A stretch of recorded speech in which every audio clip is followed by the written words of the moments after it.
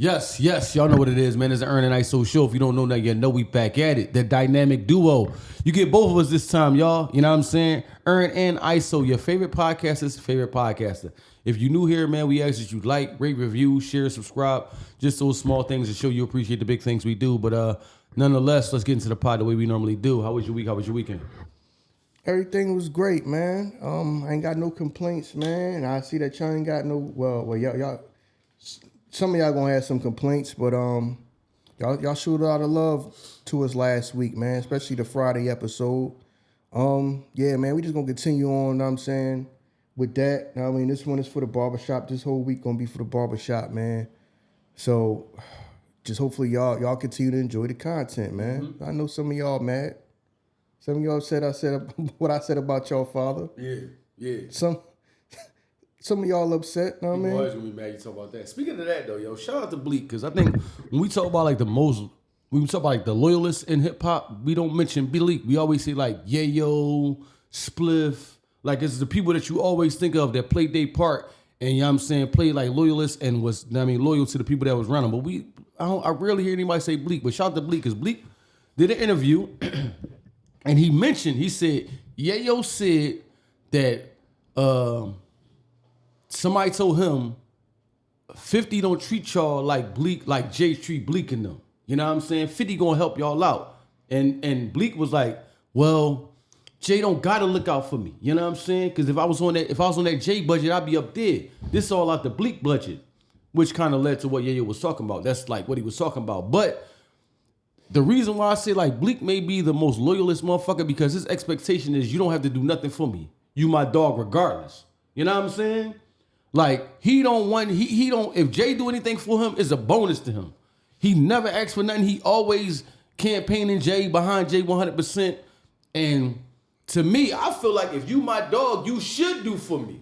Like, this is my motherfucking homie right here. So if I'm up $1 billion and my man over here, then you got a couple million too. Fuck it, we gonna figure it out. It ain't no, you grind it out and get to where you gotta get to. You know what I mean? This is not, because y'all always say I hate Jay. This is not me hating Jay. It's just certain things that he do that I question. For Jay is one of the, you know what I mean, best hip hop artists, you know what I'm saying, that we've ever seen, you know what I mean, businessman. But it's certain things that I question about that he do. And that's one of the things too. Because if you my man and we came before this a sandbox type shit, no, then you don't have to do this because I'm up, we up. That's how it is. You know what I'm saying? So, yeah, but shout out to Bleek, because I thought that was dope though. You know what I'm saying? He don't have no expectation on what you gotta do. You my man regardless. So shout out to Bleek. That was thorough. So yeah, man, like I said, the episode's been going crazy, especially the Friday episode. You know what I mean, the untold stories.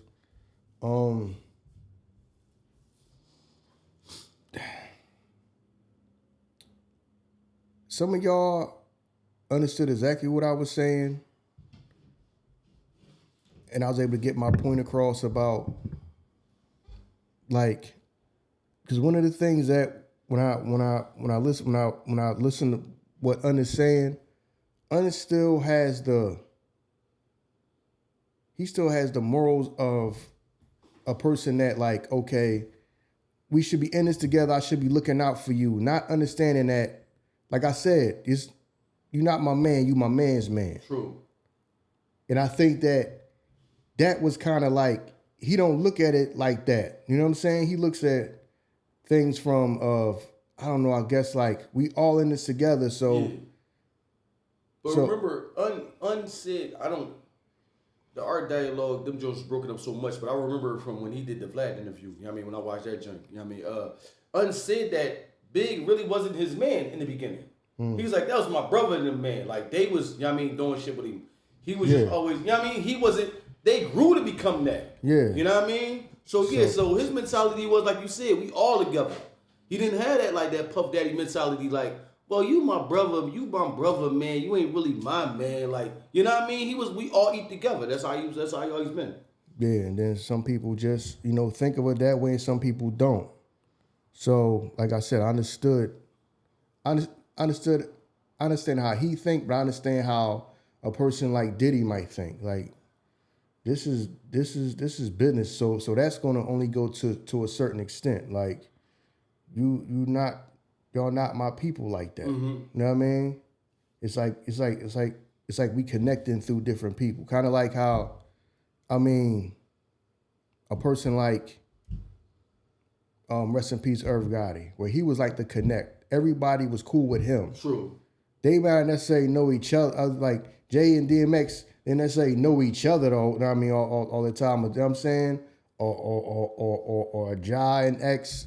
You know what I mean? Or Jai and Jay. But the common denominator was Irv. Right. So Irv was cool with was that type of person. He was cool with everybody. Right. But that don't mean that I'm gonna be cool with you. Yeah, you my man's man. If you come introduce, if I'm cool with Irv and then you cool with Irv, that don't necessarily mean me and you gonna be the same. You know what I'm saying? Right. Me and you will be the same because we just connected through him. Right. Irv is my man. You my man's man. You know what I mean? So that's how that go, man. I think that like I said, I think that when he said, yo, man, Diddy should have did, he could have did more with them. I'm thinking now, like I said, now as a grown man, I'm thinking like, not necessarily, because he only knew them through Big. Now, I hear what you're saying, right? This is where I side with on this. I believe he should have been more of a, I ain't gonna say father figure, because I hate when people use that. Father figure? No, I'm not saying that. I'm saying but because they were so young, you know what I mean? They didn't have a business mindset to. Sometimes when you think hip hop, people go in there thinking that we gonna have a vibe, we gonna be smoking, we gonna be doing this. You gotta have a business mindset to say this is what we doing. A lot of people don't consider hip hop work. So if you that young and your man already done blew up, you know what I'm saying, and we live in this lifestyle that we probably could never fathom, to us it's not work anymore. You know what I mean? So somebody still gotta instill into you like, yo, we gotta be in the studio at this time. This is what y'all gotta do. We gotta do this, we gotta do that. You can't just let. Because I think sometimes we forget how old Big and Pac was with what they was doing because they were so far ahead of their time. You know what I mean? You got to have that. You got to instill that business mindset into them. You can't just let them go free willy-nilly and just like, whenever they get here, they get here. If they do something, they do something. If they don't, they don't. Mm-hmm. So for that, I do understand where I'm coming from. From your point, I do understand because at the end of the day, if you don't got it, who's to say I can give it to you? I could be wasting my time trying to implement this business mindset into you, and you'll never pick it up. Because as we can see, some people never picked it up. Yeah, as the time went on, it's some people that was connected to Big and some people was connected to Jay that we mentioned that shit on here right now. People like, who is that? You know what I mean? Shout out to them though, because we know who they is. We know the Sauce Monies of the world. You know what I mean? But the younger kids like, who is Sauce? Who is this? They wouldn't know who these people is, but they connected to them. So either you have it or you don't. So I can understand Puff like, man, I ain't gonna waste my time because I got this other shit to worry about.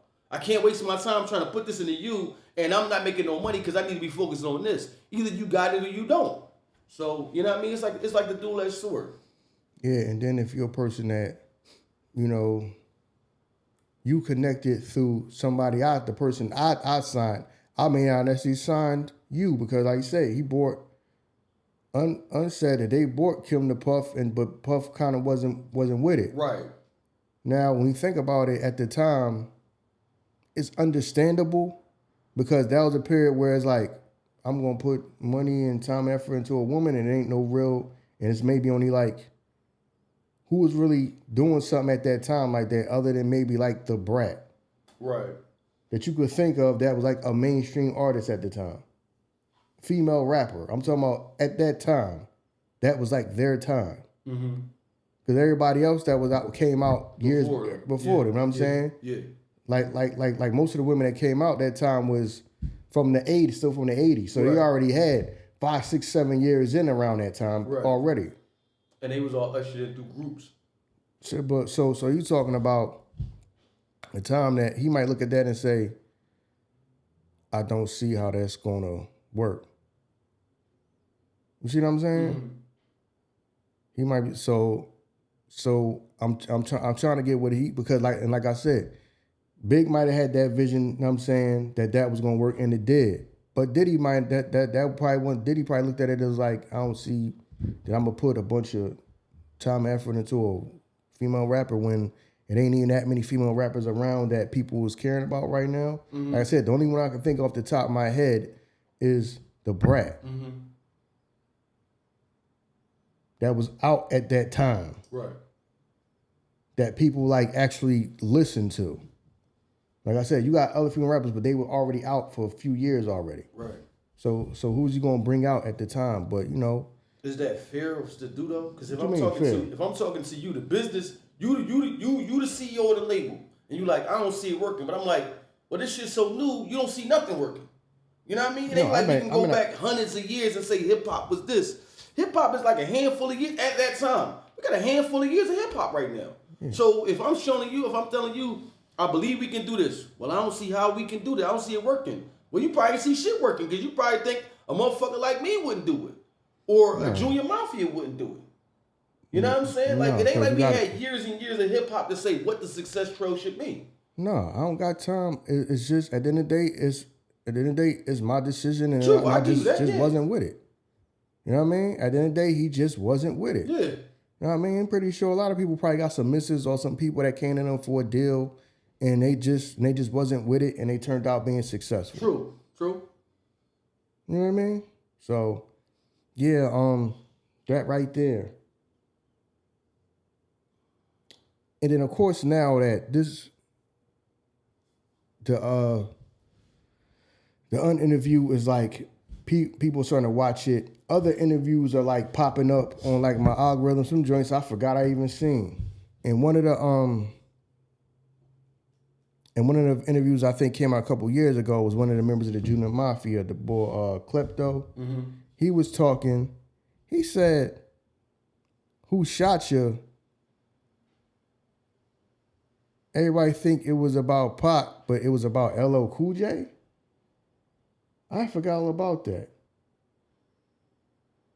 He said something to that effect, like, because the story was that record, that beat was made for like, you know, back then like the R&B chick like had all the rappers on the song. It was supposed to be like that, but for like Mary J. Blige. Big ended up rapping on the joint like by himself somehow, but because remember LL Cool J said, "No, I was in the studio when you supposed to." Not I mean, because we supposed to be on the record together. It was supposed to be like LL Cool J, like Keith Murray and Big. You know what I'm saying? And then Big, I guess, end up keeping the beat because the beat was dope as fuck. I wanted to, especially if you don't really want to do it. I'll jump on that beat. Because then I was thinking like, Big made the song "Who Shot You," but then to kind of make sense to me, because then LL made the song "I Shot You." Like, wasn't that like the next year, "I Shot You" came out? Because "Who Shot You" came out in what, 95? And if I'm not mistaken, LL Cool J joint came out what, 96? "I Shot You" came out 96, I think. Barbershop Effect, check that. But then that added up because I never knew why LL made the joint "I Shot You," why he called it "I Shot You." Because I'm like, okay, that kind of makes sense to me now. Why he named the record "I Shot You"? Because big record that came out the year before was "Who Shot You." Right. So, all right. Yeah, you know LL be done took a "What's Up" the wrong way. Yo, know what I'm saying? When he came in, fuck you mean by that? Now I'm dissing this nigga. Nigga came and shook my hand and said, "You good?" You know, he on some Michael Jordan shit. Like, that's what I'm saying. Hello, Michael Jordan. I took that personally. When he asked me, was I good? Was I good? I'm gonna show you I'm good. You know what I mean? Yeah. He like, hello, Michael Jordan, just, you know what I mean? Any reason to go at it. Right. He's taking shit the wrong way and shit. Like, took that shit personally. What you mean by that? Right. Now I'm dissing this nigga. Right. Yeah, all right, yo. He can show you love and shit. Right. Like. You look up to me. Trying to say I'm high? Like, yo. Oh, wow, yo. Michael Jordan, hip hop right there. Right. Take everything the wrong way. Took that personal. Oh my God. Yeah, so Yeah, at that time, man. Yeah, so like I said, man, that kind of makes sense. 'Cause I never understood what a record was. I Shot You, Right. but big record was Who Shot You. Right. So it makes sense. Yeah. It makes sense. Yeah, but yeah, with that, man, like I said, when you look back now at things, now that you older, you understand what some people might have been thinking. Cause back all this time, man, we was like we was kids when this stuff was happening. Yeah, no doubt. So you didn't understand it until you get around. Till now, you get through life and you just realize, dog, it's like sometimes you gotta make a business decision. Sometimes you don't see somebody else's vision, and you might tell that person no, but then it works out for them. Right. But that was their vision. I just didn't see it. Right. You know what I mean? But that come with growth and getting older. And yeah. So the whole Pac thing. I think that y'all agree with me on the Pac thing of, yeah, he was making songs and all that and going back and forth with them, arguing when he really had love for them. Mm-hmm. I truly believe that. Yeah. You know what I'm saying? I truly believe that. Pac was just a marketing genius, man. He knew what to do. He was a marketing genius. He knew how to, placate and stay in, the media's mouths and, keep himself relevant. And that was kind of, the only thing about it is that we didn't know that. Mm-hmm. So we looking at it as like, yo, why is Pac doing this? Pac is wild. But he knew what he was doing. He knew how to, keep himself relevant. You know what I'm saying? Yeah.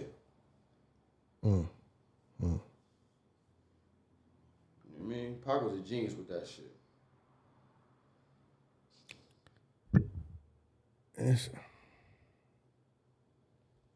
This is why the way Jay-Z kind of is, I understand it, because Big was the exact opposite, right? Because how C say, yo, Big was like writing my rhymes. Mm-hmm.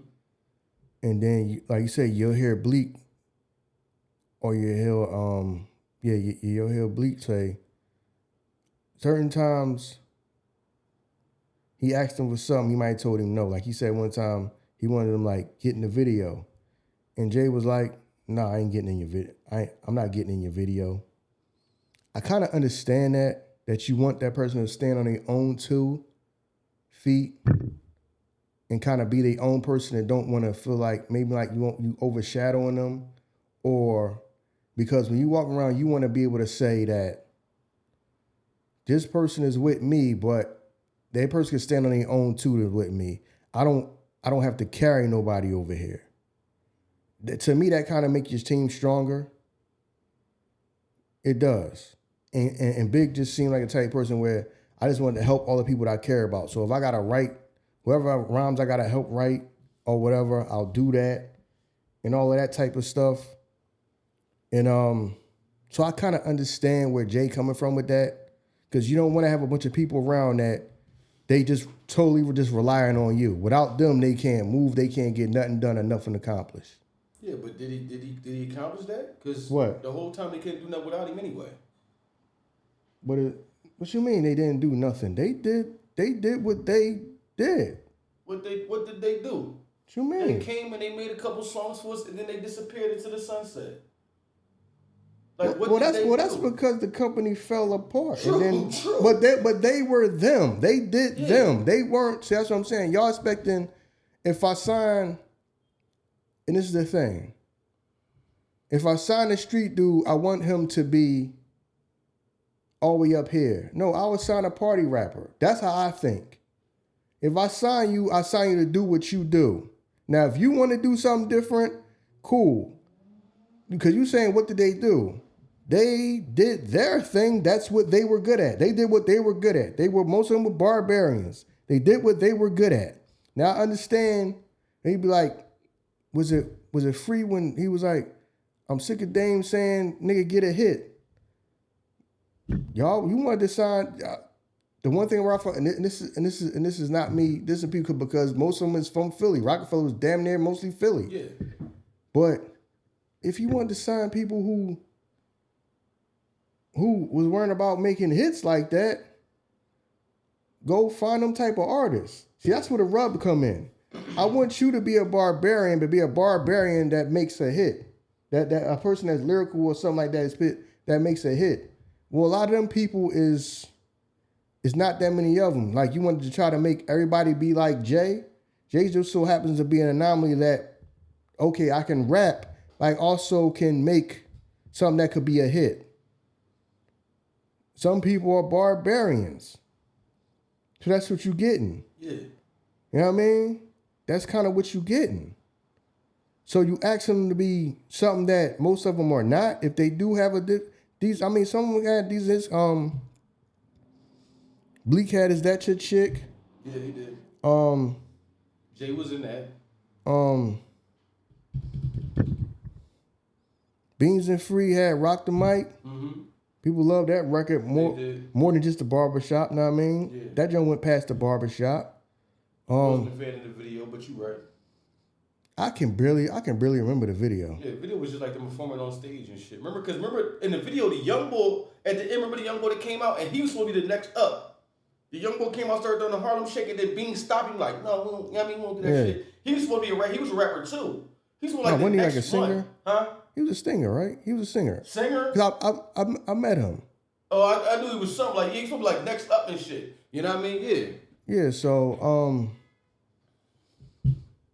yeah, man, you can't. So, in a way, I understand what Jay kind of like, he probably didn't want to do everything for him. But at the end of the day, I'm already doing shit for you because you're here with this shit that I helped build. This is fucking Rockefeller. All this shit in here is from what me and like Dame started. It's trickle down effect. Mm-hmm. So, motherfucker, you can come up here and you fucking record whenever. You can come up here and record. Mm-hmm, you got fucking... You come up here and you got production, and you got fucking top-notch production. Mm-hmm. You got the same production I got. Well, not necessarily, he may not have access to like Pharrell or something like that. You know what I'm saying, everybody? But well, at that time, did you need Pharrell? In-house, you had Monster. Yeah. So Goo, Just Blaze, Kanye, in-house. What the fuck? So it's not like we got like whack producers, right? To where it's like, yo, this ain't no good. No, we got dope people. Yeah. So I understand what Dame was like. Dang, y'all might need to make a hit, but like, you took a bunch of street dudes that can rap their ass off, and then just thought that being, I don't know, if just being around here would make them want to be more like Jay and just, I can rap, but I need a hit. I don't know. But then also, you know, Young Guns had some joints. Can't Stop, Won't Stop. Yeah, they brought a Grammy home. You know what I'm saying? So. I mean, I don't know, man. Maybe I remember when that shit came out, when they had their run. I would have done it different. But I mean, I didn't.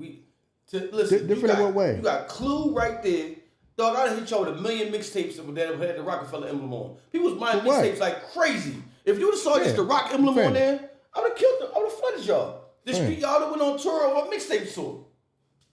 Them niggas went on tour though. Yeah, they went on tour from a Hot 97 motherfucking joint. That's what's still on tour. You know what I'm saying? But now make mixtapes. See, mixtapes is barbershop mentality. Nigga, we need hits. Yo, mixtapes is barbershop mentality. But mixtapes is why we know 50 Cent to be 50 Cent. No, us. Yeah, us. Yeah, that's what I'm saying. Us, we know. Right.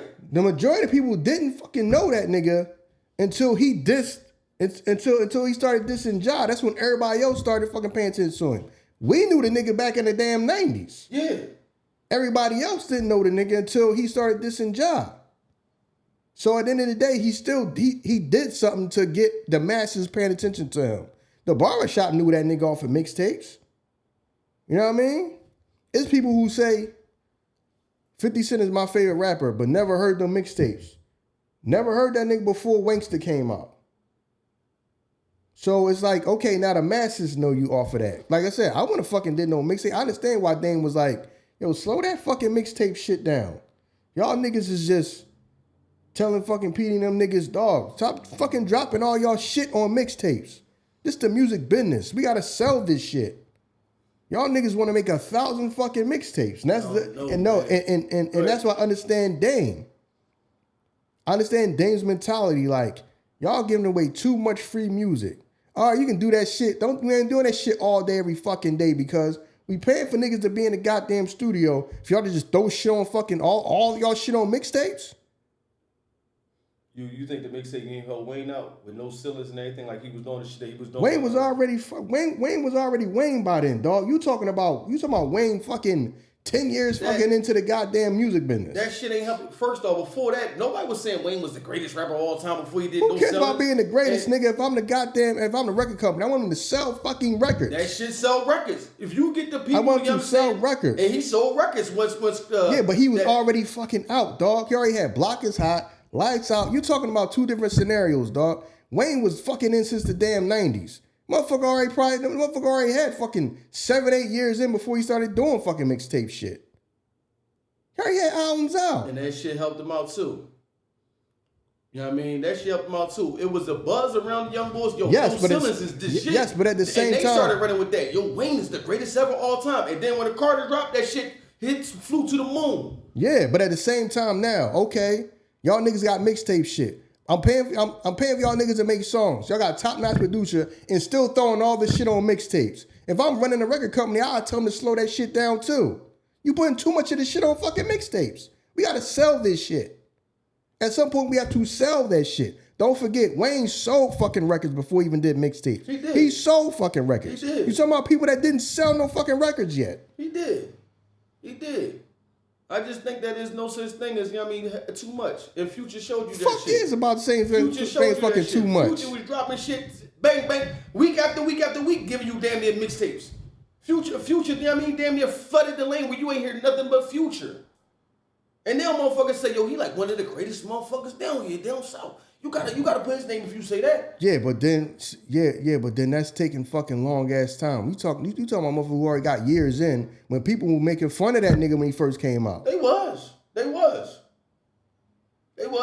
You compare motherfuckers that already got years in and then they're making a bunch of mixtape shit after they've been around for a few years. These are motherfuckers that y'all ain't got a fucking album yet and y'all still dropping mixtapes. I understand what Dame was saying. Y'all motherfuckers y'all better give me a fucking album, nigga. And we y'all ain't gonna mixtape us to fucking death. And we still never got it though. Exactly. We still never got it though. Yeah, so get the fuck off that mixtape shit, nigga. This a record company. This ain't no fucking corner store. This a record company. Give me a goddamn album. We make money off albums here. Yeah, that's cool to go in there freestyle and your mixtapes. You understand you was doing that mixtape shit before you got here, and that's, you know what I'm saying? All right, you here now. Give me a fucking hit. We got everything for, especially if I'm giving you top-notch fucking everything. I'm giving you top-notch everything. Ain't like you come in here like, I can't even get in the studio, yo. Then the beats is whack. We giving you every goddamn thing.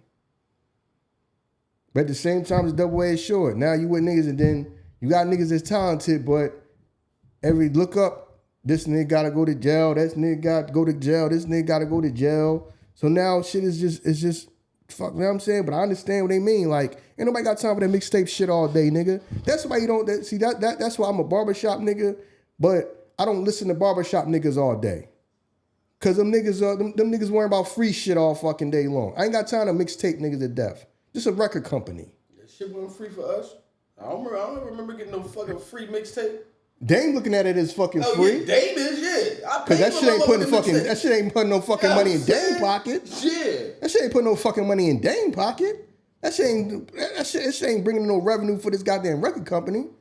Y'all making shit and just giving it away. So I understand what he mean with that. Slow that shit down. Y'all gotta give us some fucking records to goddamn sell. So that I get. You know what I mean? Ain't nobody got time to be doing a fucking million mixtapes, nigga. Go, y'all niggas get the fuck off the label, all that mixtape shit.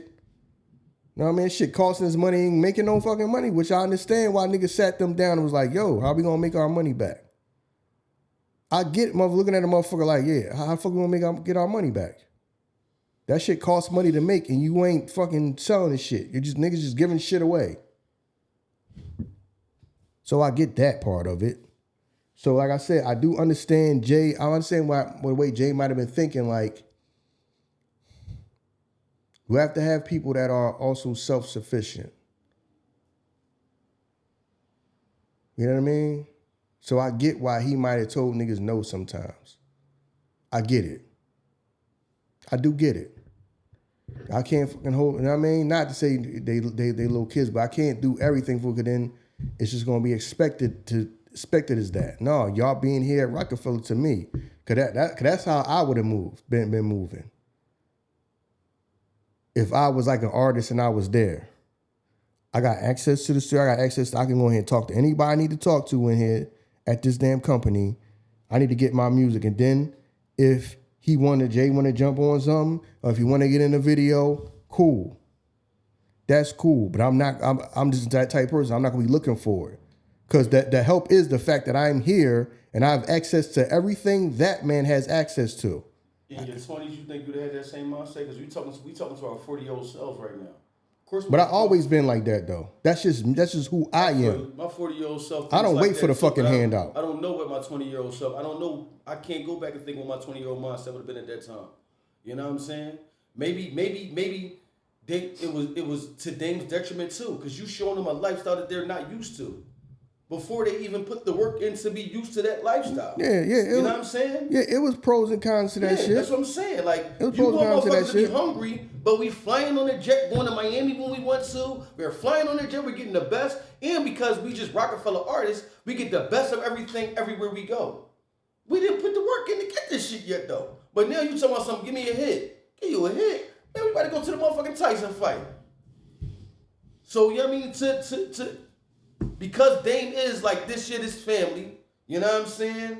And like you said, you said it in the drink too. Like, people make that misconception. This is my family. So I can just, no, we not family, nigga. I know you through work. We not family. When shit go wrong and go awry, you gotta fend for yourself just like I do. So we really not family. Y'all took that Rock Familiar shit, or I'm not even gonna talk about Rock. Whatever it was, Bad Boy, Def Jam, y'all took that shit to heart. Because you grabbing a bunch of motherfuckers that come from street shit, and we really just struggle. We trying to find where do we fit in. And now we hear, oh, I fit in over here. These is my brothers. But you ain't know me you ain't know me yesterday. You ain't know me last week, but now this is my brother. These are my brothers. Mm-hmm. You know what I'm saying? So that's the shit that kind of fucked us up on that. Cause like you said, the barbershop, the young versions of us, I enjoyed that shit because they was dropping music and I got to enjoy it. Motherfuckers still can't tell me to this day that the Best of Beans, the joint that they dropped, ain't the best mixtape out. It's one of the best fucking mixtapes out. The Best of Beans. You know what I mean? Shout out to Cosmic Kev, because they went through it because of that shit. Remember, he got mad at Kev because Kev put the joint out. One of the best fucking mixtapes out, hands down to this day. But then, not Beans, because Beans put albums out. But then there's other artists on there that we wish we would have heard on the album. We didn't hear on the album. We didn't hear PD on the album. We didn't get Owen Sparks. You know what I'm saying? We didn't get that shit. But we got the mixtape shit. We got the Hot 97 shit. So they built up this momentum and nobody capitalized off of it. You know what I'm saying? So, yeah, I know what you mean. I know what you mean. It was that shit was like the best of times and the worst of times. The best of times for us, the worst of times for them, ultimately. Because when you look back at your catalog, you can't be like, what is my discography? This mixtape and that mixtape and this mixtape, and I played in this hood movie and that hood movie. You don't got nothing. You don't have nothing to lean on. You don't even have no music where you be like, yo, such and such want to license my music for this movie. I made a couple of dollars off. You don't even got that. I mean, shout to Free, because Free one of the motherfuckers who I believe, and this is no shot to Beans, because we kind of put Beans as the head of state property because of the seniority and the longevity that he had with Rock. It should have been Free. Free should have been the head of that shit because his business mindset was on a whole different level. He was working. You know what I mean? So it should have been Free. Free should have been the head of that motherfucking joint. You know what I mean? Because he was the motherfucker level-headed, always calm. I don't ever remember a time I ever seen Free out of fucking emotionally, you know what I'm saying? Always calm, always level-headed. And he could have, yo, we need to do this. This is what we need to do. This is what we need to do. But it is what it is. It's still, like I said, it was the best of times and it was the worst of times. The best of times for us, maybe the worst of times for them. You know what I'm saying? When they look back on it now. Okay. Well, you know, that was what it was, man. Yeah, it was. Shouts out to them, and shouts out to all the podcasters that's giving us interviews from them that we could look back at them times, like you said, because we didn't have access to internet and social media. We wasn't on Instagram like, yo, look what Beans just did. We didn't have that. Mm-hmm. If it wasn't in the music, we didn't know what happened. Mm-hmm. Or because we was in Philly, we knew what happened. You heard Beans did such and such on the block. Yo, that's crazy. We heard that because we was in Philly, but all that other, we didn't know what was going on at certain times or why certain things was done. You know what I'm saying? I remember it was a mystery when it was like, why is Beans and them dissing the LOX? Motherfuckers just didn't know, but we just went with it. Okay, all right, I guess it's the beef now, so we fucking fall in the line. There's certain shit that happened that people just don't know. It just happened. Things behind doors that we would never be privy to, unfolded, and then it went like that. You know what I'm saying? Because ultimately we don't know why the Rock broke up. But now I'm listening to you, like I said, you have a more in tune business mind than I do. Because I look at certain shit for the entertainment of it. That could be why they gotta close the doors. If you're going over the numbers in the books, you like, yo, we paying all this fucking money for these niggas. The only motherfucker bringing in bread is Jay or such and such and such and such. But we still treating everybody like family. You know what I'm saying? So it's like, yo, what the boy saying, sinners? Yo, we ain't gonna survive like this. We gonna have to close the doors if y'all don't fucking come and help us out. Everybody wanna eat. And then because everybody eating, everybody coming with their subdivision group. You know what I'm saying? We got Get Low over here. Or we got this over here. We got that over here. All right, I understand y'all got groups on groups on groups. Where's the money at? Because everybody want this and everybody want these amenities. Everybody want to be accommodated like this. But the Rockefeller budget don't support that shit. Right. Yeah. Motherfuckers dropping mixtapes, you know what I mean? Making sharecrop dollars. You know what I mean? Yo, for real though. Like, we need hits so you can make some real money. Right. Y'all niggas coming in with this sharecrop dollars. Real shit ain't gonna last, yo. You did a mixtape with a DJ? So we supposed to survive on sharecrop dollars. You know what I mean? Like, hey, dog. Like, yo, this is business, right? Yeah, it is. This is a business. Hell, it is. You're right. And then what happens is people lose that edge or that mentality once people get up out the street. Because if I told you, yo, you're not gonna eat today unless you go out there and sell this crap. Right. You're gonna be up and out the fucking door. Facts. And you're gonna be going all day till that shit is sold. Facts. But now, you might be not, so now you lay back like you said. Everybody living good. Everybody eating good. Meanwhile, I ain't fucking probably working as hard as I should be working. Right. But I'm still, because I'm not no dire, in your mind, you're not no dire situation no more. Right. But if you was still around the way on the block, your ass would be, man, I ain't got time to be no fucking laughing and joking. I ain't got time to be fucking running around fucking with no bitches, dog. I get this money. Right. That would be your mentality. Yeah. But now that you out of them in your mind, out of them circumstances, man, I get to it when I get to it. I get to the studio when I get there, because trust me, the times I've been in the studio and trying to help people that was trying to make music, that shit made them lazy. They ain't fucking make it, you know what I'm saying? You used to hear people just didn't show up, showed up whenever. Right. When you was out in the goddamn street, you wouldn't have that mentality. You would be all business. Right. Because your situation is more dire.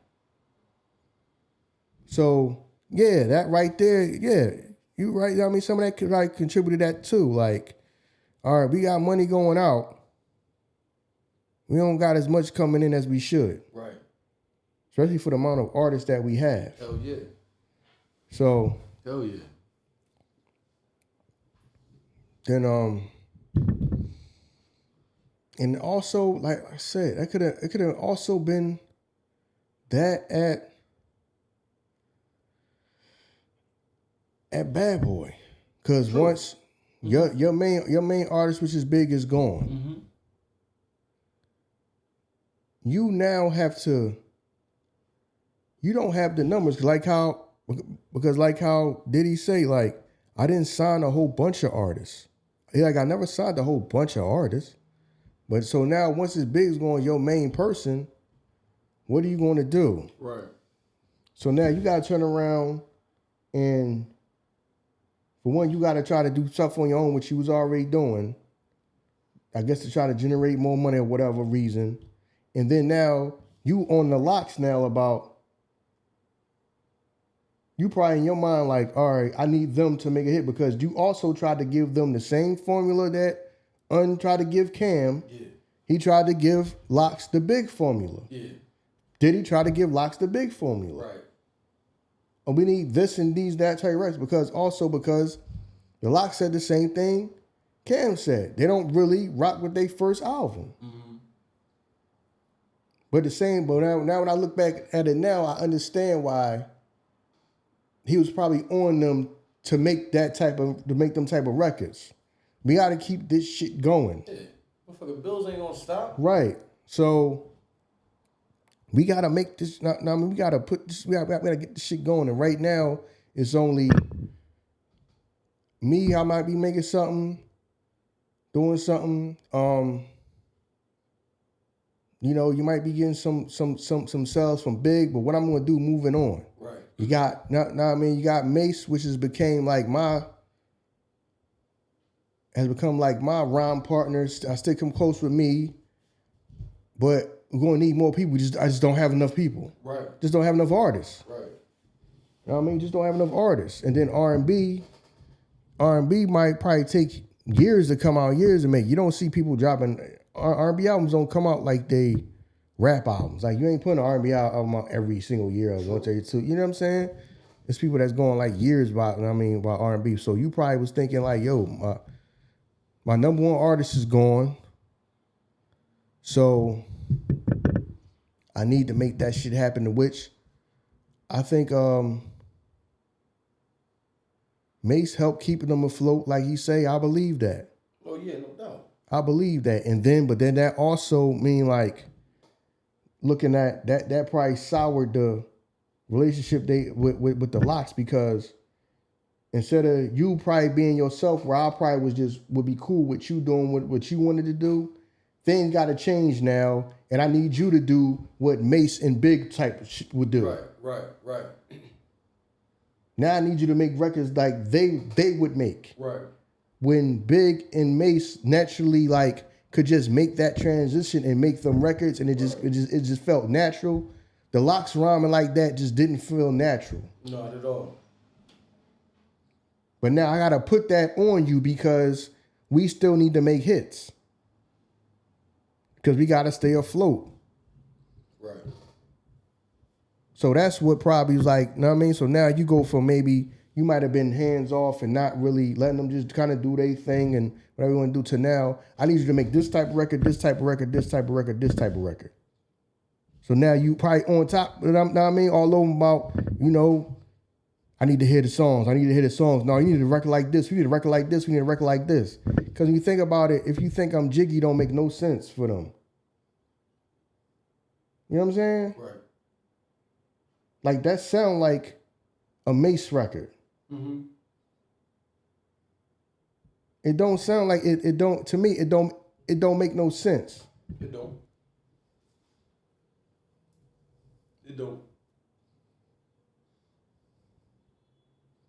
You know what I mean? So that's probably what happened with that. Yeah. Once Big is gone, now, all right, now, like you said, it's all fucked up now. What I'm going to do now? Right. So now I got to be all over you, trying to get you to make a record the type of record that Big might make for me or Mace might make for me. Right. I need you to do that. And that's not their energy. Like I said, that song don't even fit to me. It don't even make no sense to me. Yeah, it didn't fit. The song didn't fit. The aesthetics of what he was trying to make him, how he was trying to make him look didn't fit. I tried to turn y'all into like Mace. Yeah.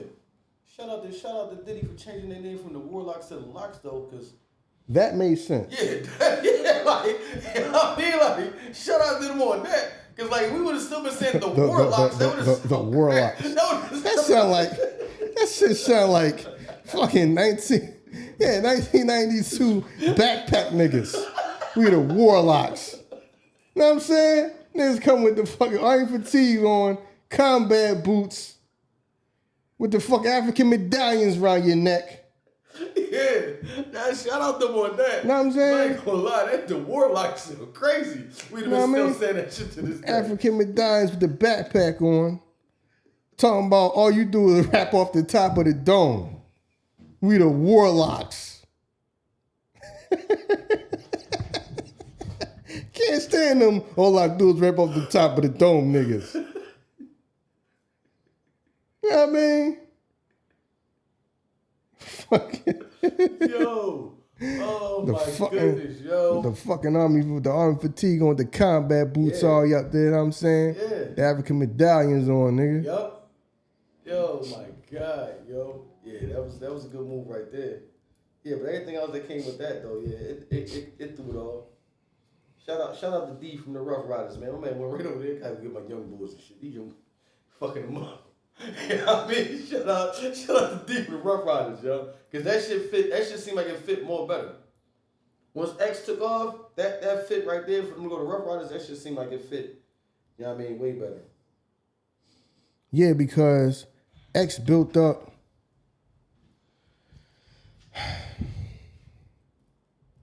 X screaming Rough Riders out and all that. Started making them like known to whereas I can bring them over there. Cause think about it. Rough Riders, who really was on, all right, X was on Def Jam. He played, not I mean, he claimed Rough Riders, but was on Def Jam. All right, before the LOX got there, you had what? Eve, right? Mm-hmm. Eve and Drag On, right? Mm-hmm. But how many other people you had? They didn't have a lot of people though, right? No, they didn't. Nope. So now once X blow up, now you're able to work that and work them over, and then now you can feed off the energy of we had to just go make an album that we didn't want to make. So now people are looking for the street shit from them over here. When over there, it probably wouldn't being like too street. Yeah. It don't fit at Bad Boy. You gotta like it's like a in between. See, that's why Diddy, to me, how they did it was how you should work the mixtape thing. You all right, they could be on mixtapes letting people know you can rap. Right. That's cool. Know what I mean? You could put a freestyle and go give it the clue or something like that, or go to, you know what I'm saying, and do it like that. You can't have all your shit on a million mixtapes, dog. You can't. So you can't. That's what they did. Dog, this shit from them motherfuckers from Rockefeller that's on the mixtape that you never heard, that usually it was like some mixtape shit, but you heard it on the album. That usually be like, that was like the fucking, you know what I mean, the blueprint, how Clues do it. You heard some mixtape shit that showed on the album. Yeah. No, they was dropping mixtape shit that you only heard on mixtapes. Yeah, so they would give you mixtape albums. So that was the blueprint how to use the mixtape. And how to you know what I mean, say you know one song off the album, can put it on there. You go over there and do a freestyle for Clue and put it on the Clue tape and all that. You can do all that to keep you out there. It's like a fine line that way. That's what I said. It was the balance. Yeah, so you gotta have that. Gotta have that balance. He's like, but this is Diddy. Wanted, I mean, shit was gonna hit the charts, and Big wanted to balance this shit out with street shit. And he's like, Junior Mafia was how he found his balance. Like, I can do my street shit over here with them, then go do that other shit with, with Puff. Yeah, so find your balance. So yeah, that right there, which is I think was never ushered into hip hop and never taught the hip hop that we always felt the need to fucking entertain the block. I think to hip hop's detriment, that's where we always felt the need to entertain the block. Because because that's where you come from, and that's the people you've been around the longest and the people you're around. Right. But then now you come to a record company, you want a record deal. All right, that shit's not gonna sell us enough records. True. Around the Way ain't gonna sell us records. True. You're not going platinum from Around the Way. True. So that's where the Clash come in at. Yeah. No, we sell records here. When you come here, we sell records. That's why you're saying, okay, you can stand here and round to the sun burn out. We can't sell that. We don't sell freestyles. What we gonna do with that? We need you to come play a record. And like I said, somebody who might be less talented, but can make a bop. That's gonna get played on the radio all day. Right. You know what I mean? You're gonna always have that. Such and such can't rap. Yes, to us, he can't rap. To the people that's gonna go out there in the world and just want to hear something that they like, they can nod their head to and sing along with, or something that's catchy, they don't care about that. They don't care about bars. We care about bars. Majority of the people in this world do not care about bars. True. When it comes to rapping. True. When they listen to the music, they just want to hear something that is good to them, that they can bop to, they can sing along to, that's catchy. Right. They don't care about the intricate and whatever you saying how we do. We got to get past that. Everybody care about what we care about. They not trying to have no deep ass thought into it. Most people not when they listen to rap music. The majority of people are not. They're not trying to think all deep into it. Like I said, then it's songs that, it's R&B records that is like super deep to chicks. That should be making them cry. Yeah. I just be listening to it. I'd be like, yeah, because I remember that, and that's like, I'ma bust that nigga windows. Yeah. Huh? That's deep to them. Right. The same way bars is deep to us, that's deep to them because they're emotional. That shit triggers their emotions. Ain't no, you know what I mean? We over here rhyming, everybody trying to super duper rhyme about, you know what I mean? Put all the goddamn knowledge of the universe into the rhyme. We all hype off that shit. Everybody else like, what? Yup. What are you talking about? I don't even understand what he's saying. Yup. He rhyming about hieroglyphics in Egypt. Yup. We hype off that shit. Killing that shit. Killing. You heard that shit he said? Yeah. Yup. You know what I mean? So it's always gonna be you go to a record company, nah. Then people got mad at that. Yo, they want to shut it, then crossover and sell out and all this. Remember that? Crossover. They say crossover was a bad thing. Niggas trying to make money. Ain't nobody got trying to sell. You're not gonna ever deal long. You ain't selling no records. Because you're not staying true to the art form of it. Oh, okay. You know what I'm saying? All right. You gotta stay true to the art form of the music. Right. Okay. So, you gonna pay my electric bill when my lights is off? Listen, man. I'm here trying to keep it real. I'm here trying to keep it real and not sell no records. Sorry, Mom, I can't buy you no house. We stuck here in the projects. I gotta keep it real, Mom. Right. I gotta keep it real. That's why I gotta keep going to work. Because we gotta keep it real. Fuck out of here, man. Give me the fucking pants Hammer be wearing. So I can get the dancing. You know what I mean? Yo, man, on some real shit, man. Shout out to all the music execs now because, like, we hearing all these stories. We realize dealing with so many egos is crazy difficult. I'm only going off of this because we were just talking about Rough Ryders. Because Eve, you know what I'm saying? You know, Eve book, I think it's called Who's That Girl? She wrote in the book that she started a relationship with Suge to get back at Dre. And I'm like, damn, like, because she said that the business was bad with Dre, so me to get back at him, I'm gonna start a relationship with his enemy. Damn, you got to deal with all these white. When was this? She just wrote a book not so long ago. Yeah, she been getting interviewed talking about this shit too. I mean, I seen her like relationship? No. I seen her going around making her around talking about the book. Yeah. What you mean, like? What you mean relationship? Like I became friends with him and hang around him, or like we messed with each other. Yeah. How was that getting back at Dre though? When was this time? It had to be like, because Dre was the one who brung over there, like, right? Because she had to deal with Dre before she was with Rough Ryders. And Dre was like the one who like placed her there. So it had to be, you know what I'm saying? Let me see if I can pull up the time frame because I wanted to make sure I was right.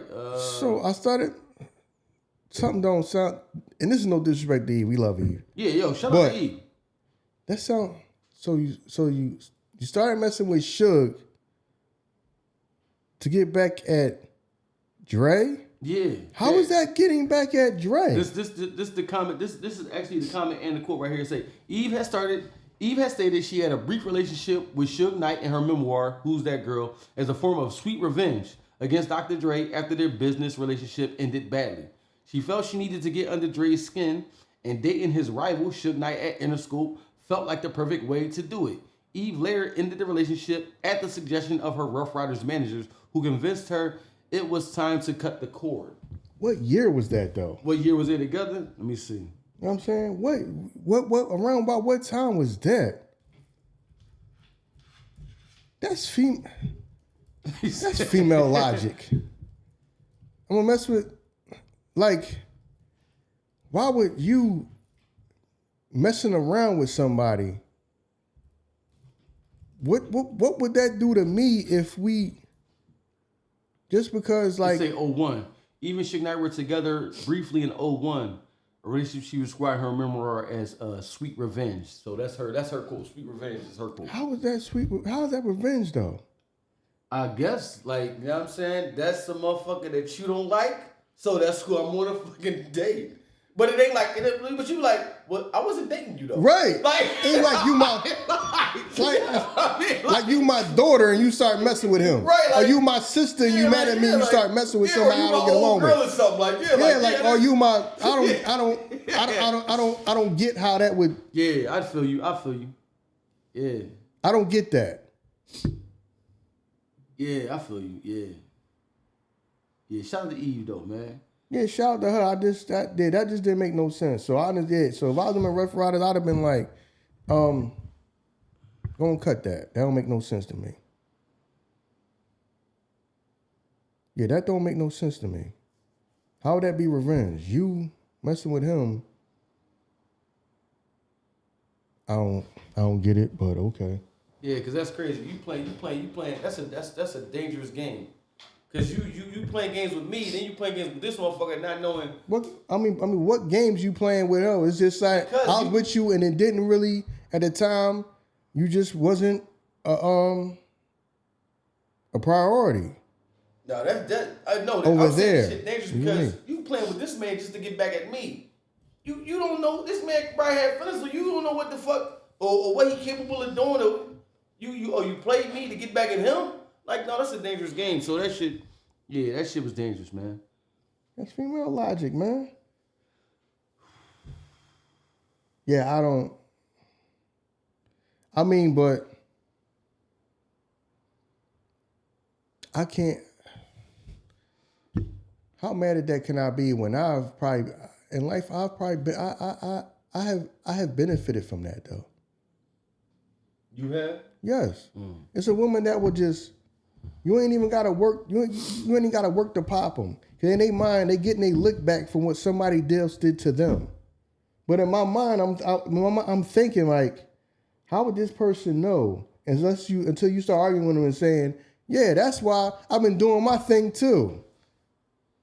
Right. Well, like, you know what I'm saying? Right. I feel you. So, cause it's times where a chick will it's just easy, and you like, what is this? Well. He doing him, and so I'm gonna do me. Oh, okay. How much am I gonna complain? Right. When I'm getting it for little to no effort, just because you mad at somebody else. So I can understand why women think like that, because that's how some women are. Women just call you. You ain't spoke to her in God knows how long. The dude she with now made her mad, and she just want to come through and just give it up. And in her mind, that's she getting back at him. Right. You're right. I don't know how you getting back at him, because he ain't gonna never know. But okay. Or if you run out, it ain't like you know me, or if he even cares.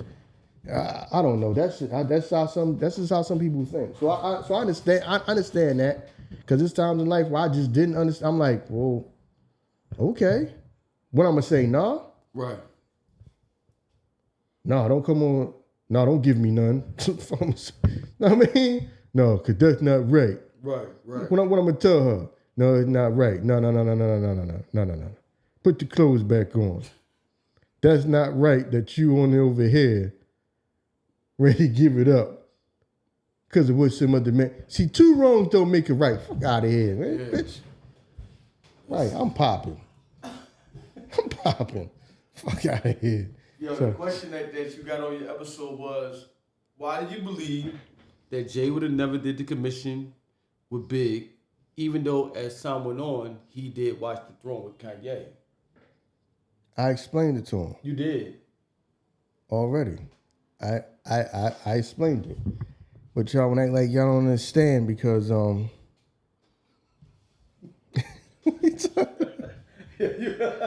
right, man. It's time to talk about y'all dad. For the exact reason that I said. Unless you plan on out rapping Big, what does it benefit you to do that album? How does it benefit you to do a whole album with somebody that at the time was considered better than you? At that time, was considered better than you. He was considered the king of New York. Right. So y'all out there, y'all explain to me how it would benefit somebody the same, like I said, and I also gave the example of why the Murder Inc. group didn't happen. Right. Because you got two people that's in their minds battling for the #1 spot. I can't rap with you, or I can't rap with you that much because it's gonna be a chance that you out rap me, and you might be thinking the same way. I can't do a whole album with him. If he out rap me, then my status goes down and he goes above me. Right. For that same reason. For the same reason that album wasn't going to happen.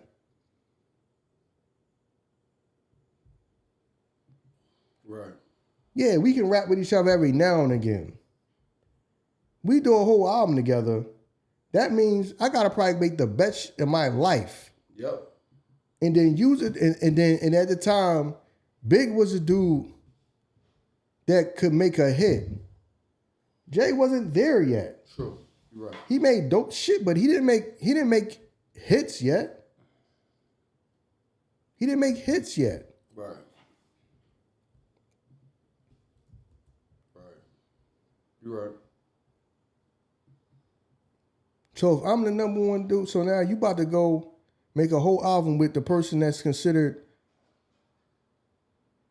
the #1 in Big, being considered #1. So unless I'm like super out rapping you every goddamn time, what does that do for me?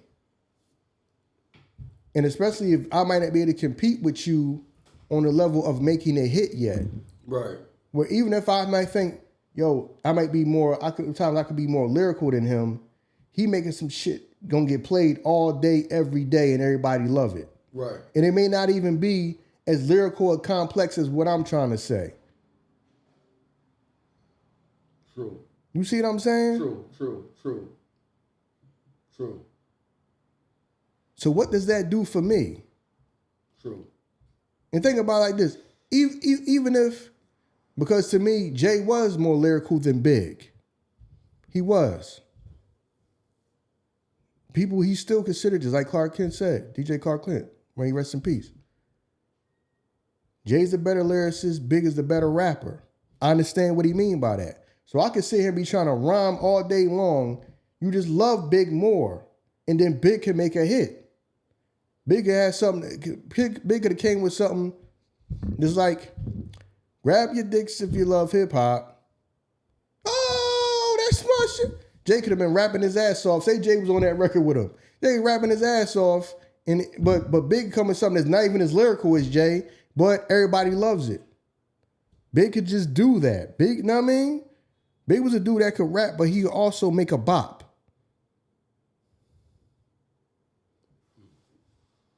So how does that benefit me? How does that benefit me if I'm not a person that can make a bop yet? I can rap. I can get deep into the street shit, the hustle shit. But then Big can go make a bop. And it may not be as lyrical as what I'm saying. Right. But he could just do that. He was just good at that. I wasn't good at that. Jay wasn't good at that yet. He's still kind of like so with it. You see what I'm saying? Right. He's kind of so with that. Two people that was good at that was Big and Mace. They was good at that. It's like for real, Nas one of the best, but Nas wasn't really good at making bops. He tried. True. Try horribly. You know what I'm saying? Some of them joints I ain't even like. Yeah. And I'm a Nas fan. Yeah, so I guess it's times where, you know, you got to do them things because the record company wants you to do it. Yeah. I'm pretty sure some of them I could listen to some of the records from some of them people, and you could just point out, okay, he probably did this because to shut the record company up. Yeah. Now I'm about to say something, but I'm thinking about it. No, it's kind of like into that lane now because the joint he did with Fabio, that joint kind of alright. Yeah, now I mean trying to reach out and trying to stay connected to the younger generation. You heard the shit Fabio said about Nas too? Yeah, I don't. it's like taking a shot at Nas out. I tell you, like Nas just put himself in a position where he don't care so much. Everybody feel like we can take aim at him. Right, because he don't. Because he just gonna brush it off, and he probably understand that it's a time where people gotta say something. People gotta stay in the algorithm. Right. I gotta say something to stay on the timeline and stay in the algorithm. Yeah. But at the same time, it is stop disrespecting one of the greatest people that did it. Right. You know what I'm saying? And the weird thing about it is that when will.i.am said what he said, it was like, yo, not just Kiss, because we already said this shit, not just Kiss. Yo, why everybody attacking the culture? This is crazy. But we attack ourselves all the time. This is like damn near part of the culture. You know what I'm saying? Because y'all was talking so old head, and we was talking like diss tracks, right? And I don't know why, they still be on that joint like, oh, when Karis one dropped that joint, the bridge is over, yo, that shit is so hard. But when I, dog, oh, heads me on that shit so much, they make me go back and listen to it, because I'm like, am I missing something? I mean, really like. You wasn't there. No, yeah, I know. Yeah. So you're not going to get it. It's just like talking to somebody younger that, yo, Big J and Nas, when Big just first came out, and then, they not going to get it because they was like babies and weren't even born. You weren't there. It's fine. You weren't there. I'll be going. It's all right. You weren't there. This shit That's why. Like that. No, I mean, you weren't there. I just got to accept the fact you weren't there. It's like that. I'm like that with movies. If people be saying, yo, this is the best movie of the year that came out, I mean, watch the movie and like, all right, that's because I wasn't there at the time. I was a kid when this movie came out. I feel you. So I don't get the same. I didn't see it in real time. I'm going back and watching it, and they like, this is the best movie of the year. Right. When this is the stuff that everybody made, but it's just time just go on. You weren't there. That's all. You wasn't there. I mean, I've learned to accept that a lot of them things I wasn't there for. And the things that I was there for, somebody younger than me weren't there for. Right. You know what I'm saying? So you weren't there when you wasn't even, so you talking to somebody, people who weren't even born yet. True. And trying to explain and expect them to get it. Like, no, you're not going to get my moments the way I don't get your moments. Right. Because I'm older. Right, I feel you. And the people that was older than us, they moments, I didn't get it. Like somebody that's a kid now not going to ever know the feeling of listening to like, hearing like Raekwon Glaciers of Ice for the first time. Right. And that shit like blowing your fucking mind. You're not going to get it. You can go listen to the record now. Like, it was all right. You fucking crazy this shit, fucking dog. They played this shit like 3 times, 4 times back to back. This shit was fucking crazy. Then when I went to school, everybody was talking about that shit. Yo, I got that. I recorded that shit. I jumped up and fucking recorded that shit off the radio. I got that shit. Yeah. They looking like, oh, okay. And now they can go on their phone and listen to whatever they want to listen to when they want to listen to it. But you wasn't there at that time. Right. Know what I'm saying? You weren't there. You weren't fucking there when fucking, yo, you see the Wu-Tang Triumph joint? Them niggas was like turning into bees and fucking RZA had the wings on his back in the video. Yeah. The person might go look at that shit now and be like, oh, okay. What do you mean okay? Yeah, this nigga was born in like fucking 2005, dog. He only like 20. He wasn't even thought of back then when that shit was out. He wasn't even born yet. Right.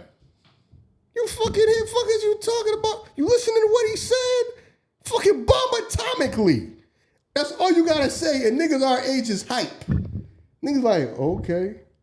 So he bombed atomically? Yeah, dog. Yes, nigga, you heard him. All you gotta say to a nigga your age is I biometrically know exactly where this shit came from. So the young nigga, they like, all right. Yeah, dog. Fucking the best fucking starting line of a fucking rhyme ever, dog. Killed that shit, dog. Know what I mean? Why they call this nigga like Ghostface? Yeah, oh, that's right. You weren't even born back when that nigga was wearing the mask on his face. You weren't even born yet. Dog, so a nigga don't know. If we could have got our hands on a fucking ghost mask when we was young, dog, like, nigga, I'd have got popped. Dog, I wanted a mask so fucking bad. That shit cover your whole fucking face, dog. It ain't no, they got the fucking poo. No, that shit cover your whole, I wanted a ghost mask so bad. Dog, yeah, we've been out here getting shot at. Going to stores, you can't come in here with the ghost face mask on. They would have stopped all that shit. But yeah, that shit was yo, my God. It's just you just gotta accept the fact that you just wasn't you wasn't there for some other people's moments. Yeah. Some people wasn't there for our moments. You right. You just wasn't there. Right. You know what I mean? You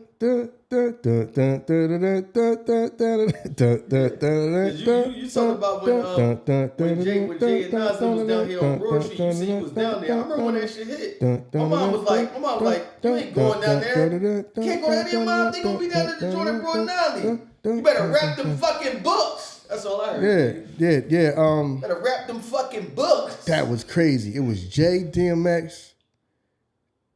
DMX, was it Ja too? They was in like they was in like the store. Shout out to the mom and pop store. Yeah, man. Shout out to Pop Alive, for real. Shout out to the mom and pop store. You couldn't get nowhere near this. It was so many people in that joint. That shit was crazy. Yeah. They showed it on the documentary though. Yeah. They showed how many people was like out there. How many kids was out there. You know what I mean? Yeah, man. See, but you wasn't there. You know what I mean? So that's the moment for me that I go talk to somebody younger than they like, okay. Right. The day Jay and DMX was at Board Nolly.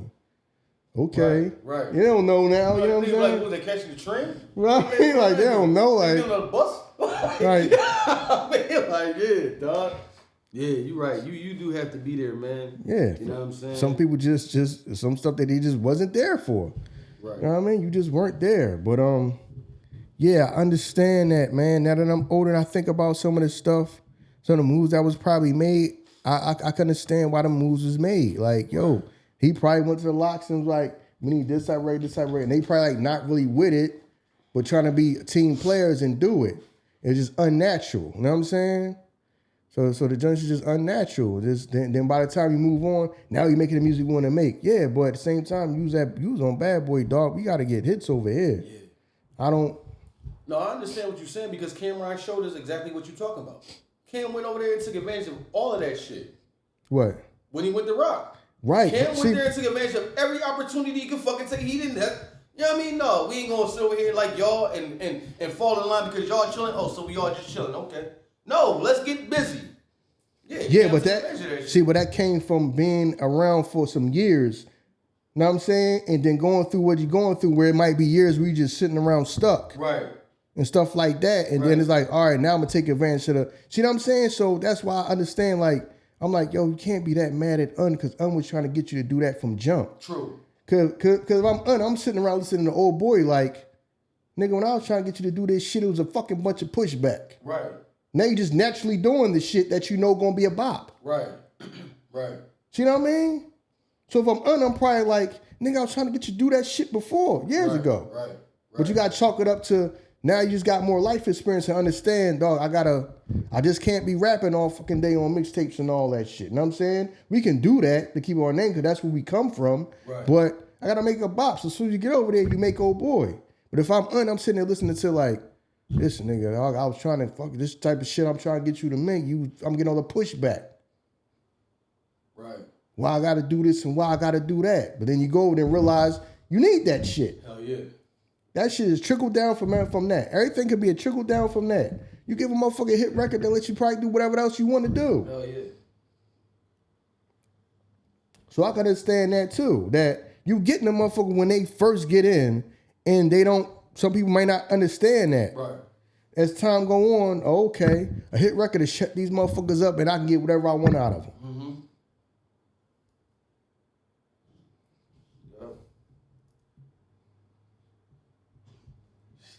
Shout out to see when Untold, because he come from an era where we know.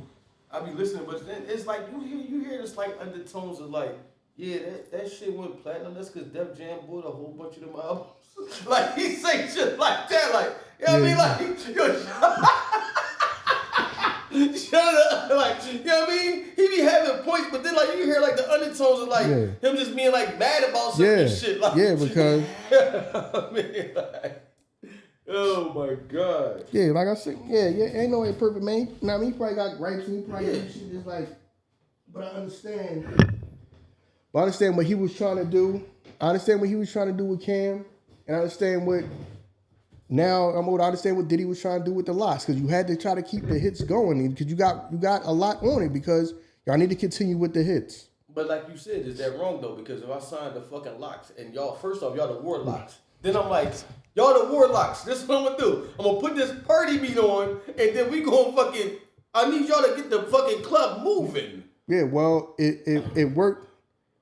It worked with Big. Big went with it. Know what I'm saying? And then I got Mace. Mace went with it. So I'm thinking that they gonna go with it. Yeah. And they did it. At the end of the day, they did it. They did it, yeah. It wasn't natural. Yeah, it wasn't natural, but they did it. Yeah. So if I can get you to, because you can tell Puff Barbershop dude, he want to hear somebody that can rap. Right. He want to hear you rap, but then we need to make hits too. You know what I'm saying? Right. You can tell he's from the barbershop. He wants to hear somebody that can rap. Right. First of all, we gotta find out can you rap, but then we need you to make a hit. You know what I'm saying? Right. Which I understand. Because like you said, maybe I'd have probably been like that too, like this dude can't rap. But he might have been able to make a hit. So the next person might have been able to sell a bunch of records with him. With somebody who can't necessarily spit no bars, but they coming with songs. Cause that's just how we grew up and how we you gotta be able to rap. When you think about it, I'm like, well, the stuff that chicks listen to, like, they ain't all no 1,000-bar spitters. No, they don't. They want to hear a bop. So, yeah, I understand. I understand that. I understand. Now you think about it, I understand business-wise why you try to make the moves that they made. You know what I mean? And I can understand somebody like maybe frustration, like, that's the shit I was trying to get you to do. You know what I mean? I was just getting the pushback. And it did what it did, because even when he said about, man, you ain't do none of the songs that people would have been crazy over at the verses. Because the drum with DMX, like you said, he mentioned the drum with DMX. Even, because he didn't do 357, did he? That's what I'm saying. Them was the shits, you know what I'm saying? Because my favorite joint is Glory. Okay. You know what I mean? That's my favorite joint of all time. And yeah, so but dog, that's a good point though. Right. Yeah. And Cam, like, he got mad at him about that, but I'm like, that's the truth though. Like, if you'd have placed did some of them verses, some of them records, the first 357, you'd have did Pull It. Even if you'd have did fucking Horse and Carriage, you know what I mean? The chicks probably would have went crazy. Yeah. I mean, that do make sense though. Yeah. It does make sense. Shout out to Ghostface, man. Supreme Clientele 2 dropped. Yeah. You know what I mean? That just reminded me talking about, you know what I mean, Ghostface and the Woo. You know what I mean? So make sure y'all go check that out, man. Barbershop, we back in full effect. We done had a strong few months, man. You know what I mean? We had a strong few months, man. Old heads out here. Yeah, we out here hyped up. Everybody. Yeah, man. It's our time, man. Let us have our time in peace, young boy. Now, we know y'all want to run out there and make 1,000 videos with 1,000 niggas and 1,000 guns in the videos, man. Hold off on that, man, for a minute, man. We're going to let y'all get back to that. We're going to let y'all get back to having a fucking 1,000 gun, a gun in each hand in the video, and no chicks. Now, I mean, we old school dudes. They I mean, shoot at you through the camera and shit. Like, right. Why you shoot that? I know get some chicks, man. And I mean, go live your life, man. Go with some chicks, man. I'm gonna get some chicks. Hip hop barely had chicks in it. We do. Chicks is like a new thing. Matter of fact, no, it's Ain't not no new thing. We always needed chicks in the videos. Hell no. That was more like a down south thing, bro. Up Yeah. here, we wasn't putting chicks and shit in the video like that. Down south, they was doing that shit. Yeah, niggas was trying to fucking rap about being all the fucking mysteries and knowledge of the universe. Man, where the hoes at? They ain't want to fucking rap. Yo, you know where the hoes at? Can you imagine the hoes being in the fucking Onyx video? Where were the hoes for that? Where were the hoes for that in that shit? Where were the hoes for that in the DMX video?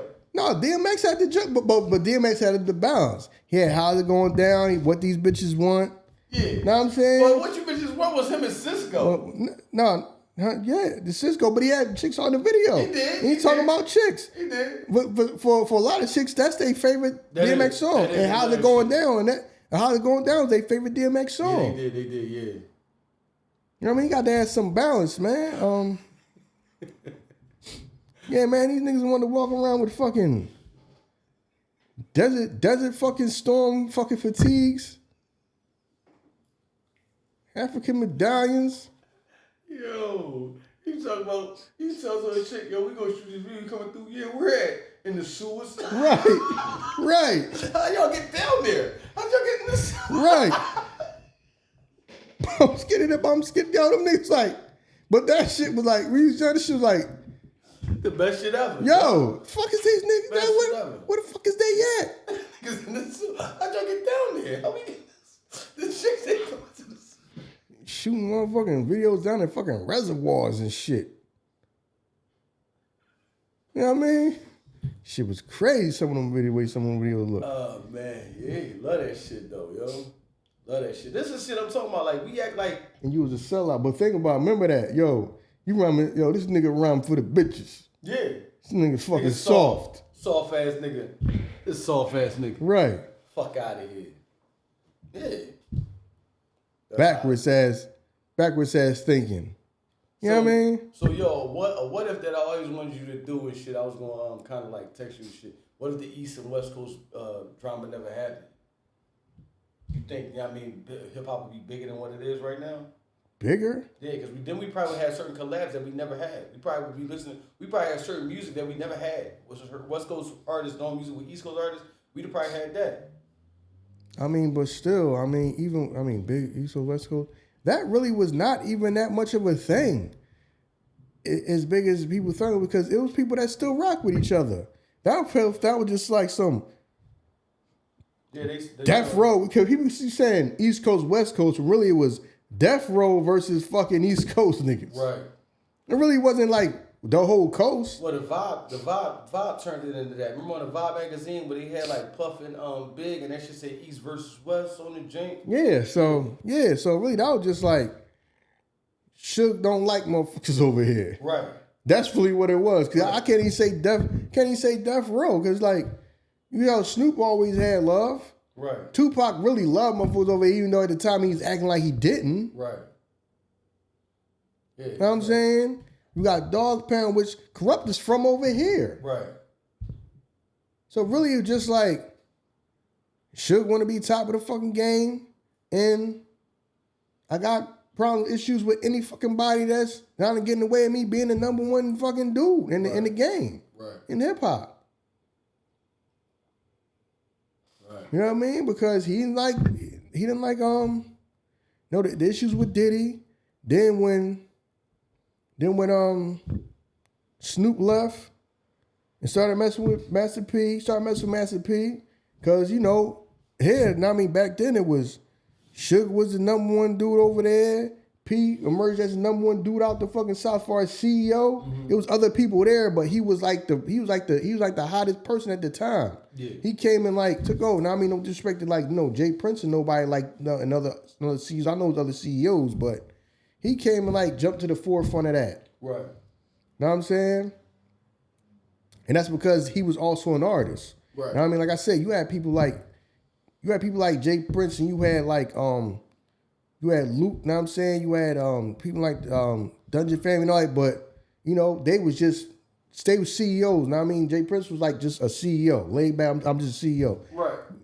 Master P was an artist, so he was out there all over the place. So was Draper, right? Tony Draper was just a CEO too, right? Yeah. Yeah. You know what I mean? Because you already heard him. I want to interview with him and talk to him because you barely hear him ever. Like, I only maybe seen like one interview of him ever. Yeah. He's like the only person like you really don't you look up online. I think I only ever seen like one interview of him ever. So he's somebody you like to talk to. You know what I'm saying? Because he's somebody that like a lot of people. You like barely hear anything from. Like I say, I think I only seen like maybe one, and that joint was only like a few minutes long. So, you know what I mean? But a lot of other people that's in the business always give him credit for doing his thing. Yeah, no doubt. So that was just a Suge trying to dominate. That was just Suge trying to dominate. Yeah. So we called it East Coast, West Coast, but it was like Suge trying to dominate everybody that he thought was competition. You know what I'm saying? Right. He was gonna be competing for like to be the number one black CEO or whatever in the music business. You know what I mean? So then you got that. So yeah, if it never happened, I just think that because if it never happened, but it's things that. Only reason I say that would it be big because within the industry, people still was going back and forth, but outside, because I remember growing up, my older cousins was like, yo, we don't listen to that West Coast shit. So like the audiences started picking up the shit that was thrown out like East Coast. Motherfuckers from West Coast was probably like, we don't listen to East Coast shit. Or motherfuckers from East Coast, we don't listen to West Coast shit. Because that was the shit that was portrayed East versus West. You know what I'm saying? So now you got, you know what I mean? Because I grew up, I wasn't really listening to Snoop and them. My older cousins was like, we don't listen to that shit over here. We don't listen to Snoop and them. So I'm like, all right, well, fuck it then. I just don't listen to them. You know what I mean? Like, yeah, so motherfuckers started adopting that shit that was thrown out there. And that shit kind of, it probably did hurt hip-hop to an extent. Yeah, it might have. Yeah, it might have, because people might have been choosing sides and feel like they're not going to support that or even get that a listen to. So it might have stagnated that somewhat. Yeah, it might have. Yeah. It might have done that. But I mean, I don't know. I think the course that it went to its height, and then at the same time, what goes up must come down. So it's not as strong as it used to be. Right. Yeah, I got a couple what ifs that I was going to shoot at you. You know what I mean? See if you want to do that. Was one of the joints. Another joint was, what if nobody in hip hop ever died? And I was like, if nobody in hip hop ever died, will we be talking about Big and Big Pun? Or would Jay name still be like one of those top tier dudes? Because I ain't going to front. I think Pun was extending it to be on some big level. It was, you know what I mean? To me, it was going to be Big Pun, and maybe like Nas. You know what I'm saying? Pun was extending. Like, Pun was doing this fucking thing, and I'm like, damn, if Pun would have never died, the way he was going, probably took this shit over. Yeah. Yeah, because Pun had, well, when he got to talk about his rhyme skills, but no doubt. his personality. Oh, yeah. He'd have probably did some records with people. Yeah, man. Can you imagine if he did a Big and Pun song? That'd have been crazy. Yeah, that'd have been crazy. See, and that's also what. And that's why I named this 97 mentality, because we're gonna get into it. Jay had to start planning his campaign to become the number one person. Yeah, I agree. I know what you mean. Because mine, you know what I'm saying? Yeah. So now I'm thinking, okay. Yeah, I know exactly what you mean. Yeah. Now, Big is gone. But Big is gone, but then now Mace started to extend. No. At that time, Mace was hot. Right. So now you got Mace that's hotter than me. Right. Even though he can't rap better than me, he hotter than me. True. Because they have something I really don't. They they making bops and they all over the place. They jumping on R&B records. Yep. They have like they're like their hits. I don't have that at that time. I don't have it. Right. I can rap like a motherfucker.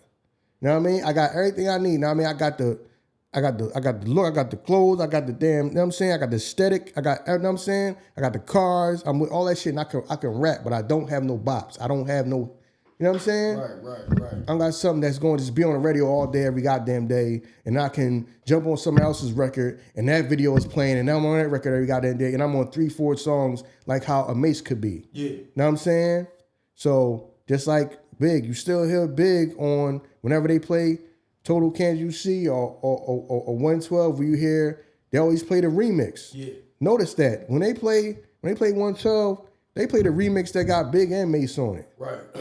You damn near don't hear the original no more. You don't hear the original no more. You gotta go look it up and listen to it yourself. Right. When that shit get played on the radio, you know what I mean? They playing the remix with Big and Mace on there. Then, you know what I mean? And then the most probably played total song is probably the Can't You See, and Big is on there. So, and then it's like, I forgot what I was saying. What were you talking about? You was talking about Big. Oh yeah. There you go. Right. So now I got to plot how I can get to the number one spot. Cause you notice that's why I'm saying he thinking ahead. Cause the imaginary players, he was talking about Mace. He was talking about Mace and Nas. Yeah. So now everybody who might be a threat to me becoming number one, I'm like kind of like going back and forth with. Pun come out, got issues with Pun. Know what I'm saying? Yeah, right, yeah. You got a flow, that's cool with me. Got a little dough, that's cool with me. Right. So now everybody who I feel like can be in that number one, could get that number one spot, I have to kind of like, because once Big was going, Bad Boy ultimately looked at Mace like, you gotta help, Diddy, but then at the same time, it's not Diddy, and it probably ain't no Diddy without Mace at the time. True. Cause then I gotta write this shit, all this shit. True. Know what I'm saying? True. I gotta write my shit and your shit. True. And I gotta be right there with you. Know what I'm saying? So it ain't gonna do it by yourself when the first guy. No, he made sure Mace was right with him. But then you start dissing, check your own videos, you always be number two. So now you try, you know what I mean? So now you trying to get everybody that you think is ahead of you or can be, you know what I mean, your competition, you trying to like get them out the way. That was crazy though, when you think about like growing up, you don't pay attention to shit like that. But like, why did in the video Puff had the number one jersey and Mace had the number two? Like that shit kind of like, now you look at it like, y'all could just had like Puff show like y'all number one. Like, when you grow up, like that was some Diddy shit. Yeah, that was some Diddy shit. Like on Batman and Robin. But I'm probably writing your shit. I'm writing your shit, but you gotta be a team player. Like what? Yeah, you gotta be a team player. Yeah. Say number one, and I say you number two. Like you probably get that shit. Like that got your jersey right here, man. Go try that on for the video.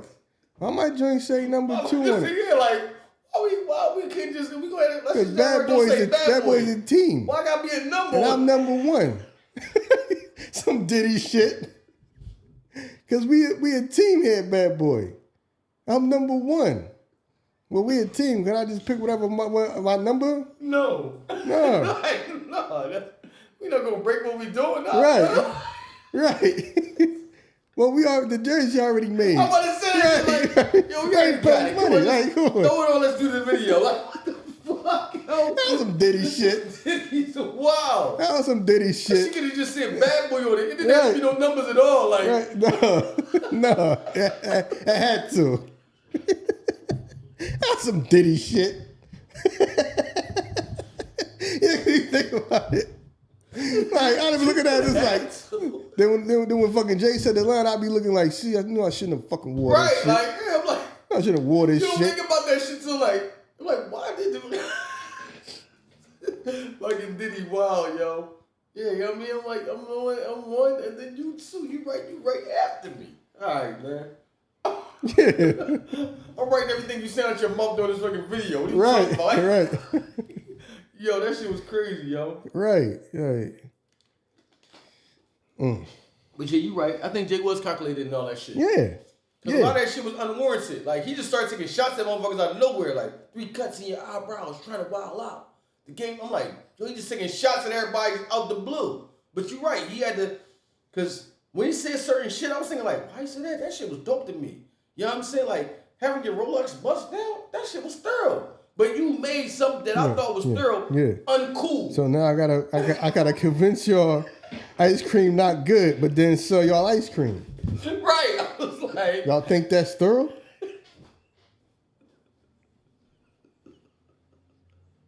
Y'all think that shit hot? Right.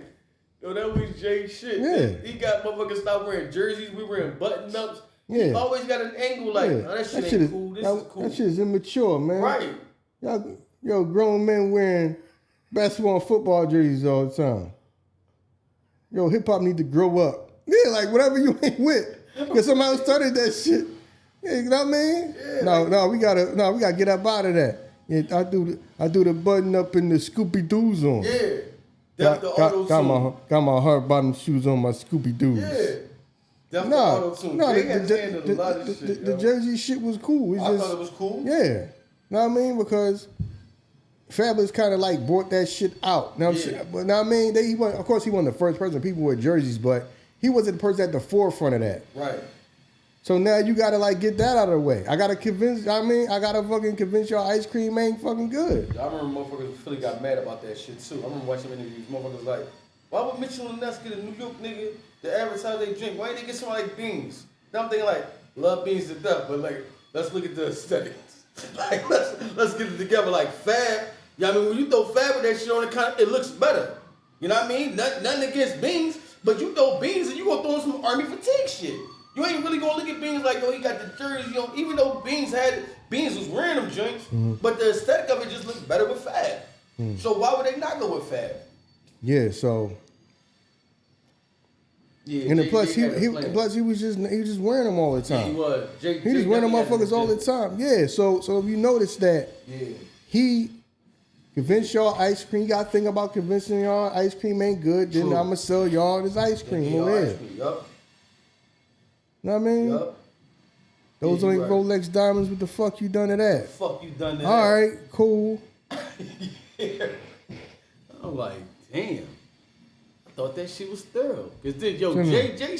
Plain Jane, but he always did that. He always like. He always like made y'all like try to like play that game of like mentally like, oh y'all need to be putting 20-inch dubs on y'all car. I was about to just say that shit, yo.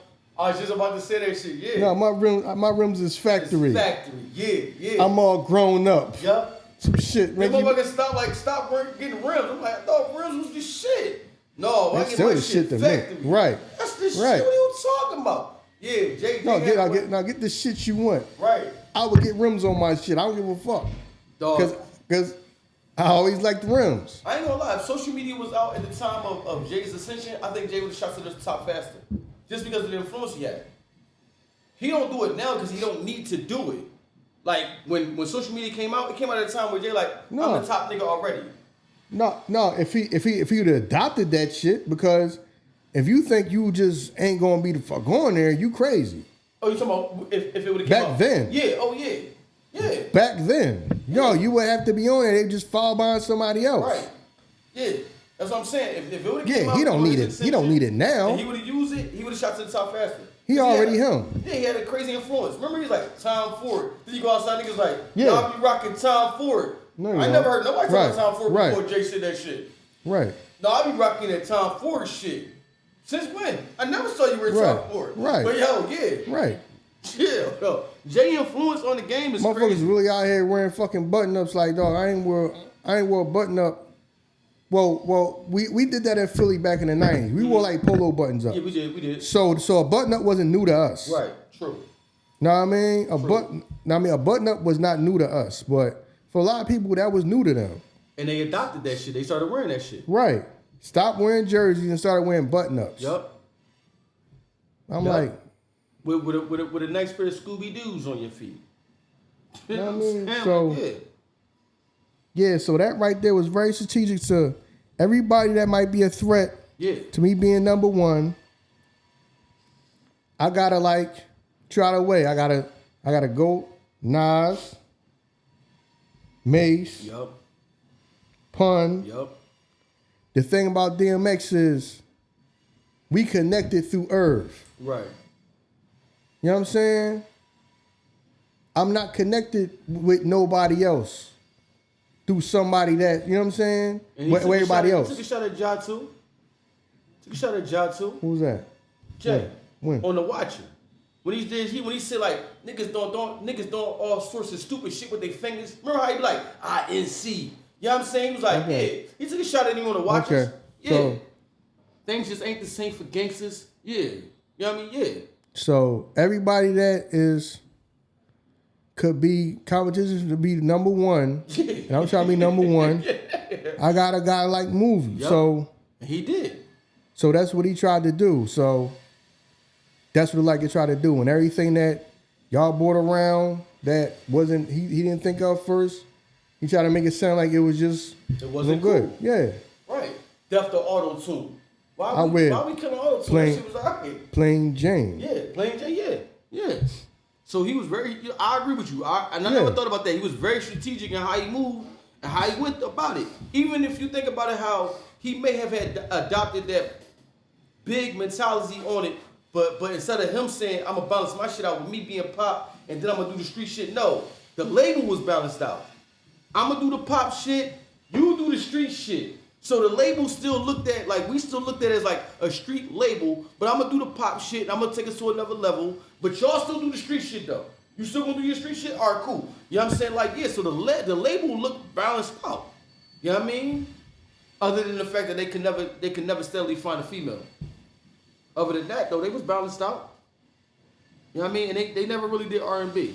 I mean, Rel came in there, but like they never really like, you know what I mean, dropped like an album. They never really did R&B. Well, the motherfuckers that Dame had, Krishan, they was supposed to like be one of the, like, they was supposed to like to be next up. Yeah, whatever happened to them, cause they seem like they seem dope for some R&B. Exactly. You know what I'm they saying? supposed to be next up. Yeah, they supposed to be next up. But sometimes I think when you overcommit and you can't like, remember Michael Bivins went through that shit, like, cause I was watching an interview with Jagged Edge. And they was like, we really signed to Michael Bivins before JD, but yo, the fucking lawyer came to us like, yo, this motherfucker overcommitted. He got like 90 groups. What? Yeah, dog. He's like, he said like 90. Dog, that's what they said. Ain't no way he said 90. Like, dog, they say he got like 90 groups. He overcommitted. Now they said we can wait for him. I ain't gonna wait with somebody that got 90 motherfuckers ahead of me. 90 might have been the exaggeration that they thrown out there. Okay. Like, we can wait for him, which it'll be like 2 years, or y'all can go find a new label.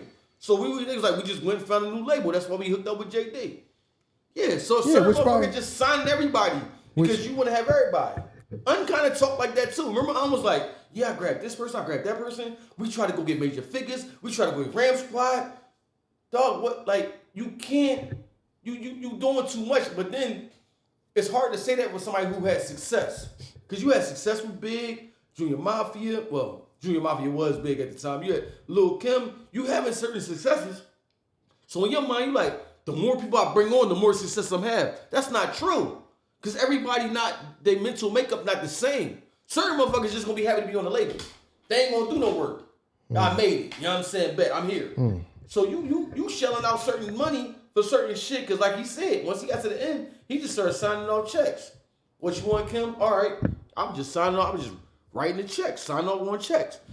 But if they not doing what you want, what you need them to do for the label, you sending money out, but the money ain't coming in. So yeah, I believe a lot of motherfuckers did that. We talk about No Limit like that all the time. I think Master P stretched himself too thin. Dog, everybody and anybody that wanted to rap down there, I got you. And you gonna get an album. Master B might have overcommitted. Like now you look back like I probably shouldn't have did all that shit that I did for everybody. Yeah, man. Shout out to Mike Bivins, man. Gave gave boys and men. Looked out for boys and men, man. From East Philly. Coast family. Yeah, the East Coast family. East Coast family, dog. Yeah, so when you think about it, you know what I mean? Michael Bivins was representing for the East Coast. Call his squad the East Coast family. East Coast family, yeah. Yeah. You know what I mean? ABC was from like Atlanta, wasn't it? Yeah. Still called the East Still Coast called family. East Coast family, though. You know what I mean? Shout out to them. The East Yeah. Coast family. Like Whatever see that group that never came out. Cause remember, they was in the video too. The White Boys. Sudden Impact. Oh, yeah. What happened to them? Where they at? What's Sudden Impact at? Stop leaving when you say we got 90 groups. Motherfucker, why ain't never? They ain't never come out. I'm like, did they ever come out? Bro. Just had a group of white boys with them. Oh, Sudden Impact. Yeah, they say Michael Bivins he overcommitted. Like, yo, he just overcommitted on the he probably just signed the deals with motherfuckers left and right. Like, y'all bring him on. The more the merrier. All right. Yo, remember the rapper he had? What was the name of the rapper? Damn, what's the name of the boy? What's the name of the song? Oh my God. Remember MC Brains? Oochie Coochie La La La? Yeah. Oh my God. Oochie Coochie La La La. Oochie Coochie. Yeah. Think about that, like, yo, they playing this on the radio? Yo, for y'all that don't even know what I'm talking about, some of y'all remember that? Some of y'all is younger, y'all don't even know what I'm talking about. Y'all could probably go on YouTube or something, put in MC Brains. Yeah, dog. The song was named, the song was called Oochie Coochie. Oochie Coochie, yeah. Yeah, when you think about it, I'm like, this joint was playing. Oh my God. Yeah, that was that shit too. They ain't blurp out nothing. Well, right. I didn't say nothing. You know what I mean? They ain't blurp out he was talking, Coochie. Yeah, like Oochie Coochie. Coochie, la la la, Oochie Coochie. What was he saying in the joint? Come on over and give me that booty. Something CB. Something trying to get that coochie or some shit. I was like, when you think about it now, we listen to that shit, we was kids. We think about it like, whoa, this song was on the radio? They playing this video? Yo, dog. Oh, man. But DMX get at me, dog. No, we gonna only play that joint at certain hours of the night. That shit scary. Talking about robbing people. Oh my God. When you think about that, yo, yeah, that just made me talking about this. I mean, talking about Mike Bivins and Boyz II Men, and made me remember that. You know, he had a rapper. Yeah. Mike Bivins had a rapper. The boy was named MC Brains. Yup. Yeah, I remember that. Name of the song was called Oochie Coochie. Yup. Y'all do remember that shit. Then that shit was wild. That was 92, dog. Yeah, 1992. That was 92, yo. Little ass kids singing that damn song. Yup. Yeah, what? Oochie Coochie. Dog. Damn, that's crazy. Yup. Yeah, Oochie Coochie. Yeah, Oochie Coochie. It's fucking wild. Yeah, yo. So who knows how many motherfuckers that he had over there, dog? You just signing motherfuckers to sign motherfuckers. Sure, we got a spot for you. Come on over here. Sit in the back. Sit way in the back. We like, you know what I mean? But damn, yo. Yeah, that's crazy, man. But yeah, man, so back to what the original question is, why you thought that the commission album wouldn't happen. If Big would have stayed alive and you're already in this man's shadow at that time, because if he's alive, you know what I mean? If he was alive, you would still be considered behind him. Right. Why would I make a whole album with you? You see what I'm saying? Right. What sense would that make for me? In my mind, is to ascend to be rhyming all day with the person who everybody already feels like thinks is better than me. He already in the number one spot. Right. Person that's considered in the number one spot. So, like I say, and if I'm the type of person whereas I might be considered by some lyrically better than him, he's still considered better because he's considered a better rapper. Like he considered, you know what I'm saying? Like I say, well, he might be able to make a hit, and I ain't there. I don't got a hit yet. I got some dope records. Right. But I don't have a hit yet. Right, I feel you. You know what I'm saying? Right. Like at that time, dog, you ain't got a one more chance.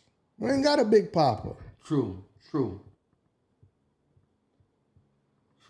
And then I got verses on R&B records that's getting played all day. Right.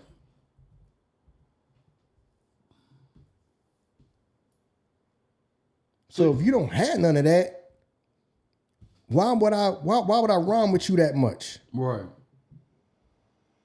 I gotta try to, because remember, elevation requires separation.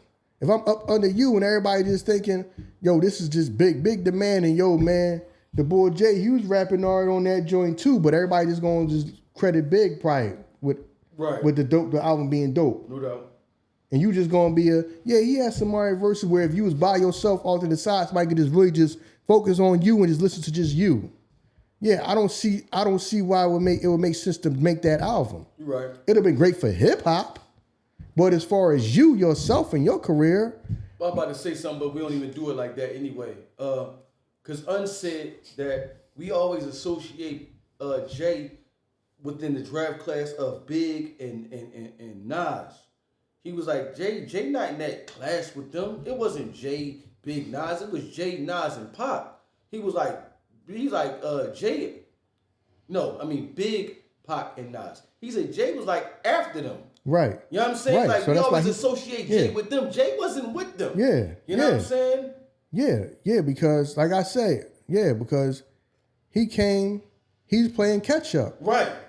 Yeah, that's what be talking about. Yeah, exactly. Because remember, he was not, like I said, back then when he was rhyming on some backpack shit a few years. Right. And then, he stepped away a few years and then came back. Right. So now the time that he was away was the fucking time that they ascended. Yeah.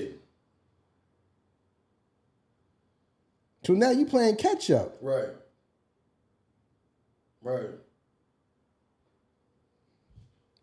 Yeah, you're right. So, and then, that's why I feel like it wouldn't have happened, because it would make no sense for him to do. To me, it would make no sense for him to do. Yes, we would have loved it, wanted to hear that album. It would make no sense for him if at the time you're still considered just, okay, Big is the man, and you the dude, and you Big, man, that's cool with, and you can rap too. Mm-hmm. That's how you're considered.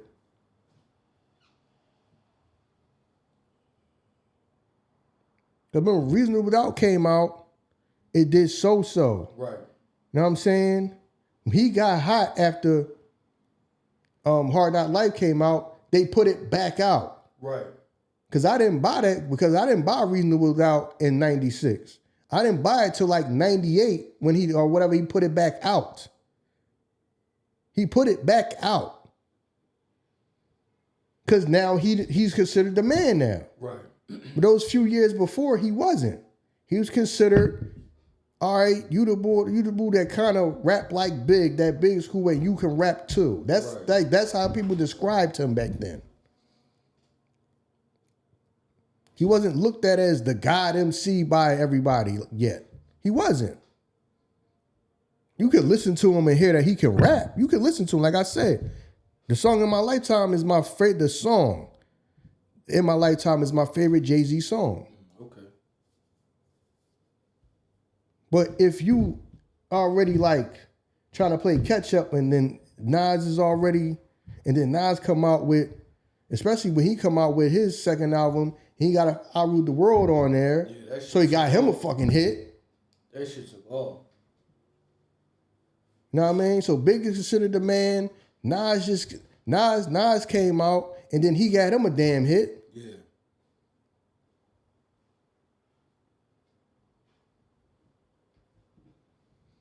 So, all right, I don't have one yet. Everybody looking at me like I can rap. You know what I mean? I'm dope, but I don't have that yet. Because even how Nas say like, yeah, man, when I Ruled the World came out, Big came and let me know, like, yeah, you finally got one, so you can get you because you probably looked at it as that's Big knowing like, all right, Diddy was right. You could rap all day, but you ain't got no hits. Right. You ain't gonna fucking make no money up in here. You know what I'm saying? Even as a Nas fan, I got tired of seeing that video. That shit got played. If I Ruled the World. To me, that was a dope video. I like the dope video, brother. That shit got played so continuous. Yeah. I was like, God damn. Yeah, that shit was a dope video. Yeah, know what I mean? It was a dope video, man. I think Hype Williams did that video, didn't he? Yeah. Yeah, Hype Williams started doing them videos like that, man. Shout out to Hype Williams. Yeah, man. Yeah, so if I'm playing catch up and then why would I rhyme with somebody who's at the time everybody's looking at it as the number one dude and being better than me. Right. So what would it benefit me? Especially if I ain't really got a hit yet. Right. I can rap, but I ain't got a hit yet. Especially this joint come out and then say you do and albums like that, and when you make albums like that, everybody not gonna be on every song. True. So say the hits that come off that song is joints I ain't even on. Right. Right. Say Big got a joint on there by itself. That joint be the hit off the album. You know what I mean? Yeah. And say the like you said, and then back then, you might have did two, like people say, you might have did two videos. You might have only got 2 singles, 2 videos or something. 3 if you selling. Right. If the shit hot, then you might get 3. When you think about it, most people didn't get a whole bunch of you didn't get a whole bunch of videos. No. You got like 2 videos, maybe 3 videos. Yeah, 2 videos was customary. Yeah. That shit started to change up once 50 dropped, his joint, Get Rich or Die Trying. Cause that shit had a couple videos on there. Yeah, so the thing was, you can fucking, all right, we'll just spend less and can make a couple more videos. Right. Yeah, you're right. No, you're right. So, yeah, that shit don't benefit me. Yeah, I agree with you because, you know what I'm saying, even now, he hear the shit. Everybody talk about how Eminem killed him on that joint. Eminem killed Jay on that joint. So if you hear that just from that one song, you're right, he would have heard it about that album, yeah, you would have heard that shit. Because then... That shit probably would have bothered him. Because then that's kind of like what he started to do. Because remember, he was on the Rough Ryders joint. He ain't rap with nobody. Right. He got a song on they by itself. Right.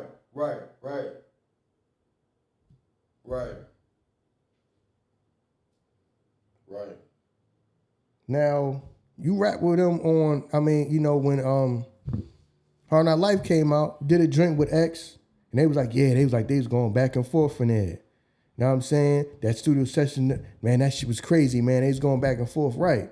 So now, if I'm gonna make an album with this nigga, a person that we feel like we just each other's main competition. Yeah. Because what if I lose that competition? Right. So they might both be thinking like that. So that's why I'm telling you, that's why probably that never came out. And like how Ja was like, man, I was just cool with being there. I was down for whatever to get my opportunity. You know what I'm saying? I was down as a part of it. That was them that had that battle and everything was a competition, and that's why probably it didn't get done. Yeah. You know what I mean? So it's not going to benefit you. You know what I'm saying? Everybody feels like y'all, you got on there with them, and then people feeling like might end up feeling like Big just outshined you on it. Right. Especially you make some hits on there and you not on the hits. How does that benefit you and you trying to ascend? True. Elevation requires separation. True. You know what I'm saying? Because how much did X and J actually do together? They didn't do a whole lot together. Right. And they mind each other's main competition. How much I'm about to rap with you, because each other can't risk you out rapping me and consider out rapping me. Right. Because a lot of people consider Money Cash Hoes a tie. So a lot of people say that that's a tie. So then what does he do? Right? Because it was no video for that record. It was. Money Cash Hoes did DMX. DMX and J Money Cash Hoes. Okay, all right. See what I'm saying? All right, I got you. So what he did was he kept the momentum of the record, people playing the record, right. But then just didn't do the video with X. I got you. And did the shit with Beans and Bleek. Right. So you still capitalizing off people saying the record is dope. Right. Yeah, I got you. But don't do the video with X. Right. I do the video with my niggas. Very, very strategic. When you go back now, you think about it. I ain't think about that shit. I'm still using the momentum of the record and everybody liking the record. Right. But I just didn't go do the video with X. Now I don't know why. Right. No, you're right. Yeah, you're definitely right. Yeah. Now I don't know. You see what I'm saying? Yeah, you're right. When you think about it, he gets on the Ruff Ryders, compilation. Yeah. But he do the record by himself. Right? He does a record by himself over there, and now everybody love that record like that's the best record on the compilation. Right? A joint that he on the joint by himself. Yeah. You doing the joint, okay, you doing Money Cash Shows with DMX. Everybody loves the record. Hell yeah. Everybody loves the beat. Everybody loves the record. But then, okay, you use that momentum, but don't do the record, don't make the video with DMX in it. Right. So you still using the momentum of everybody loving the record, but just don't do the video with him and just go get Bleek and Beans and put them on the record. Right. So you still using the fact that this is like everybody's fucking favorite record on it. Yeah, you're right. Everybody's favorite record, but don't do the video with X. Yeah. So that, to me, that when you think about it now, that's very strategic. Hell yeah, yo. I want to still use the fact that everybody loves this record. I'm just not going to do the video, have the video with X in it. God damn it, yo. I forgot all about that shit, yo. That's when he was like, they ain't shoot a video. I'm like, what you talking about? But then I'm like, yo, damn, you're right. You fucking right. Yeah, the Money Cash Hoes remix, that gotta be up there. That might be my favorite. Jay got a lot of verses, but that might be one of my favorite Jay verses. You know what I'm saying? Money Cash Hoes remix. Yeah. But yeah, he used the fact that was everybody's favorite record, but didn't do the video with X. He just still used the song and just put Beans and Bleek on there. Damn, that's crazy, yo. You know what's crazy? Because I used to get upset with Jay when he didn't do certain videos. And now I'm thinking in my head, like, why did they wait for him now? I never thought about it, like, fuck it, just do the video. Because, I mean, when Big Spender came out, I'm like, yo, Free killing this shit. He need the video take off. But then it was like, I think because 50 came out and said, because that was the time where 50 was supposed to executive produce Free album. He was like, yeah, Jay just didn't want to do the video. But then, like, you hit it, fuck it, so what? Know what I mean? Like, so what? Like, yo, but shit, you right. Like, yeah, fuck it. Just do the shit anyway. Damn, yo. I forgot all about that shit. You absolutely right. Damn, that's a hell of a chess move. That's a hell of a chess move. DMX probably shit breaking one. X like, I don't even remember shooting this video. You ain't in this shit. Right. Oh. When the fuck did it? Yo, I don't remember doing this shit, dog. No, you ain't in this. No, right. No, you ain't.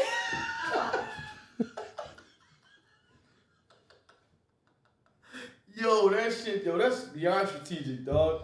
That shit diabolical, dog. You know what I'm saying? That shit is diabolical, yo. It's a chess, not checkers, man. Yo, you right. Shit is diabolical, dog. Yeah, chess, not checkers. Dog. Yo. Green like that shit. That was the best. And on top of that, when you got us, like, you exposed, well, not your new members, but the other members of the group too. So you actually helping them out. Right, because because now you put them on a beat that everybody is saying like was like the best fucking beat on your album and it's something everybody loved. Yo. So you kind of did that, you know what I mean? So that kind of served a purpose too, because, yeah. Damn, that was classic. Classic shit, yo. Yeah. Yeah, you right, yo. That was a great move. I ain't gonna hold you. Mm-hmm. And you did that shit without anybody even paying attention to it. Like nobody questioned the shit. Like it probably had like minimal pushback. Like damn, where X at? But then after a while, you forget all about that shit. You just enjoyed the music. Damn. That was very strategic. Cause remember he did the he was on the Jai joint too. He was on the Holla Holla remix. Yeah. Remember on the song, he's on the song. When the video came out, he wasn't in the video. Right.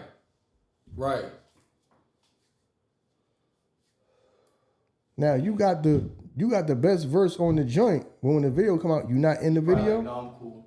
Right. I mean, I'm busy and shit. I would do it, but You know what I'm saying?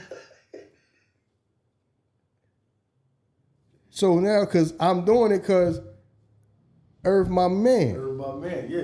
But only to a certain extent. Right. I'm not gonna do the video like that. Damn, that shit gets. I'm not a video to especially when you got the you got the probably the best verse on the joint. Right. That shit bubbling. But then when the video come out, you're not in the video. Right. When you look back at the stuff now, right. Like damn, okay, now that you older, you think like, okay, that was very dead. Yeah, he's really playing chess. He was. Checkmate on all these niggas. I'm gonna do shit for you, but because you my man, Irv. Right. But to a certain extent. I'm not doing this shit for you. I'm doing it for you. Right, I'm doing it, but I'm not. Yeah, I'm doing it, but I'm not at the same time. I'm not doing it like right. Yeah. So it's a way of doing it, but not doing it at the same time. Doing it, but I'm not doing it. I jump on the record, but then when it's time to video, he not in the video. Yeah. Oh, that's fucking. Oh my, yo, that's fucking diabolical, dog. And you really forget about all that shit till you like bring it up like that. Yeah. Then you know what I'm saying. Then once, like you say, once Kiss started emerging, Yup. You know what I'm saying? I gotta kind of like gotta counteract this shit. Yeah. You know? Yeah. Whatever he do, I'll do the remix. Whatever he does, I'll do the remix. Yep. Gotta counteract this. Yeah, shit, I man. gotta. Fuck. You know what I'm saying? Ain't anybody that's a threat. I gotta think ahead. Who emerging? Who coming up? Yeah, I gotta beat Mace. Yeah, Cam, you hot, you dope, but nah, I ain't. Yep. And Bleek always talk about how he saw the emergence of 50 Cent. Like he told us, like, yo, y'all better get ready because shit coming. And he did. I'm about $1. What the fuck is 50 cents? That little shit right there. Everybody go crazy. So you're right. I gotta stay a step ahead of this shit. Throughout the whole thing, I gotta stay a step ahead of this shit. Yeah. So, yeah, because that record, like, people started liking that record. But to me, I didn't take the record serious, but I guess dudes that was older at the time that was out in the street, you was saying you gonna rob them. Some people just took offense to that. To me, I just thought the record was just a funny ass record. I ain't thinking like, but like I say, I was. Yeah. We was kids then, so I wasn't out there yet. When Big Doc dreams of fucking, we wasn't like, he gonna fuck all these bitches. No, we just looked at the songs like for the entertainment of what it was. Yeah. You know what I mean? Like, so when How to Rob came out, we took the same thing. Yeah, so, you know, some people took offense to that shit. Like, nah, man. Pun, you know what I'm saying? Pun wasn't having that shit, man.